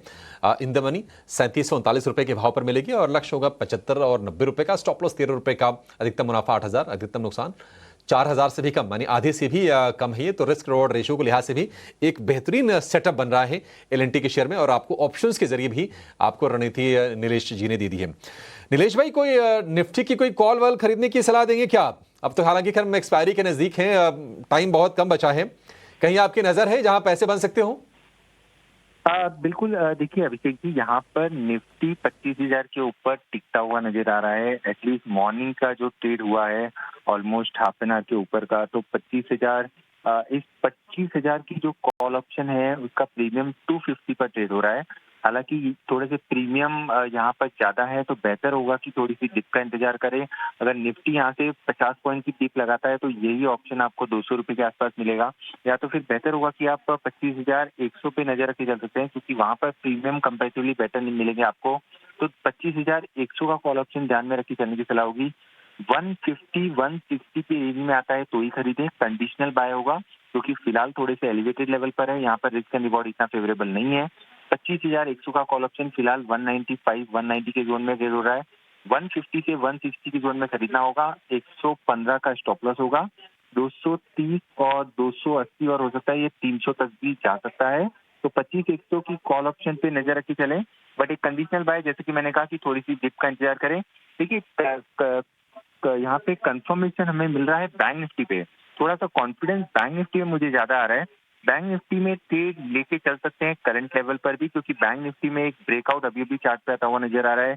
बैंक निफ्टी की 55,800 की कॉल ऑप्शन जो फिलहाल 528 पर ट्रेड हो रही है, 500 पे 55,800 की कॉल ऑप्शन लॉन्ग करके चल सकते हैं। 400 का स्टॉप लॉस रखना होगा। 650 से 700 की जोन में हमें 55,800 का कॉल ऑप्शन जाता हुआ नजर आ रहा है। तो बैंक निफ्टी में कॉन्फिडेंस ज्यादा आ रहा है, इसीलिए यहाँ पर बैंक निफ्टी की कॉल ऑप्शन लॉन्ग करके चल सकते हैं। ठीक है, बढ़िया है। स्ट्रेटजी हमने एक पूछी, और ये अच्छे एक्सपर्ट की देखिए पहचान होती है कि जहां पर बेहतर मौके बन रहे हैं उसके बारे में आपको आगाह कर देते हैं। 55,800 वाली कॉल एक बार फिर से लिखे आइएगा।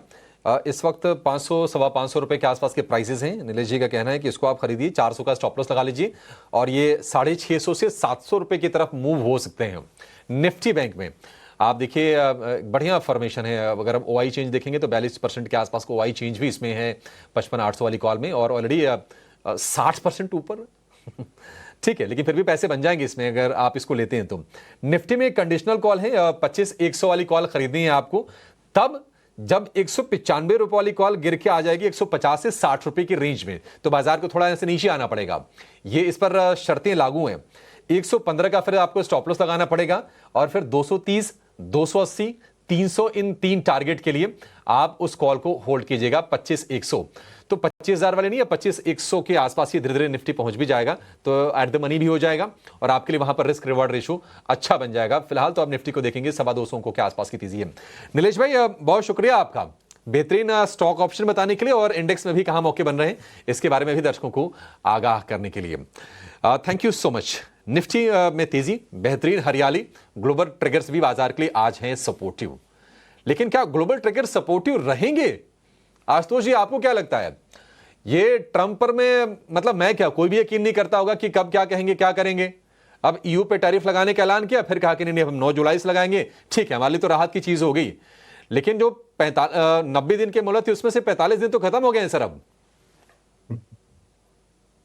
ट्रम्प का मैं जो बाकी भी कुछ विदेशी चैनल्स भी सुन रहा था, तो ट्रम्प की बातों को मार्केट ने डिस्काउंट करना स्टार्ट कर दिया, यानी कि ट्रम्प ऐसे ही बात करते हैं, और ट्रम्प यानी ये नया नॉर्मल पकड़ के मार्केट ने डिस्काउंट करना स्टार्ट किया है। That is what some people are saying.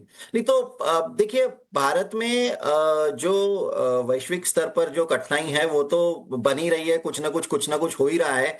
मैं यहाँ पे ध्यान इसी बात पर दे रहा हूं कि चाहे जो भी हो जाए, हमारी अर्थव्यवस्था क्योंकि सही, मैं बार बार उसी पे आ रहा हूं कि हमारी अर्थव्यवस्था किसी भी दृष्टिकोण से आप देखिए, अब जैसे आप बारिश की बात कर रहे हैं, रिजर्वायर लेवल्स अभी बहुत अच्छे हैं पिछले साल के तुलना में, और ये भी आरबीआई के रिपोर्ट में मैंने पढ़ा अभी लेटेस्ट वाले।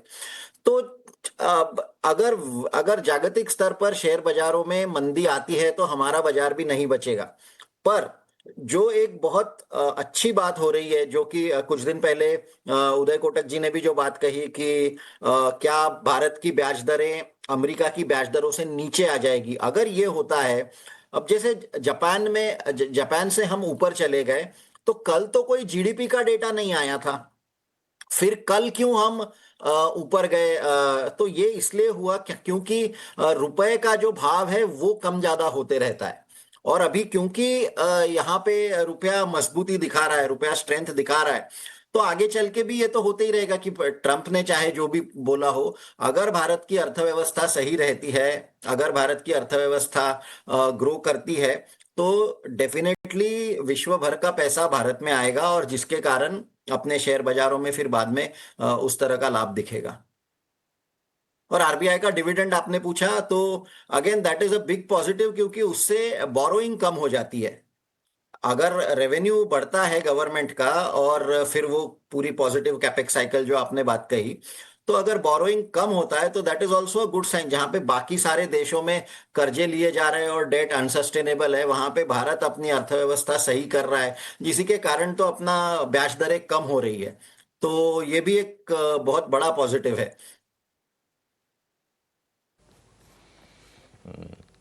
बढ़िया आशुतोष जी, आपसे बात करके बड़ा मजा आता है सर। मतलब चीज़ों को समग्रता के साथ बहुत ही आसान भाषा में आप दर्शकों को बिल्कुल डिकोड करके रखते हैं। आपसे फिर से जल्दी मुलाकात होगी। फिलहाल आज इतना ही, शो को समाप्त करने का समय भी हो गया है, लेकिन निश्चित तौर पर देखिए बहुत ही पते की बात है। अब सरकार की उधारी कम हो जाएगी, उधारी कम होगी तो जो ब्याज का बोझ होता है वो कम हो जाएगा, सरकार के लिए डेफिसिट मैनेजमेंट करना इजी हो जाएगा, मॉनसून अच्छा है तो इन्फ्लेशन कंट्रोल करने में मदद मिल जाएगी। ये कुछ बेहतरीन चीज़ें हैं भारतीय इकोनॉमी के लिए, और 6-6.5% की ग्रोथ है, 3% से के आसपास की इन्फ्लेशन है। इससे अच्छा सिनेरियो एफआईज को क्या चाहिए? एक वैल्यूएशन वाला कंसर्न है, लेकिन जहाँ ग्रोथ होगी फिर ठीक है, वैल्यूएशन भी नज़रअंदाज होते हैं उन इकोनॉमीज़ में। चलिए आशुतोष जी, बहुत शुक्रिया आज समय देने के लिए और विस्तार से बातचीत करने के लिए। फिलहाल इस शो को तो यहाँ पर समाप्त करेंगे, लेकिन एक छोटे से ब्रेक के बाद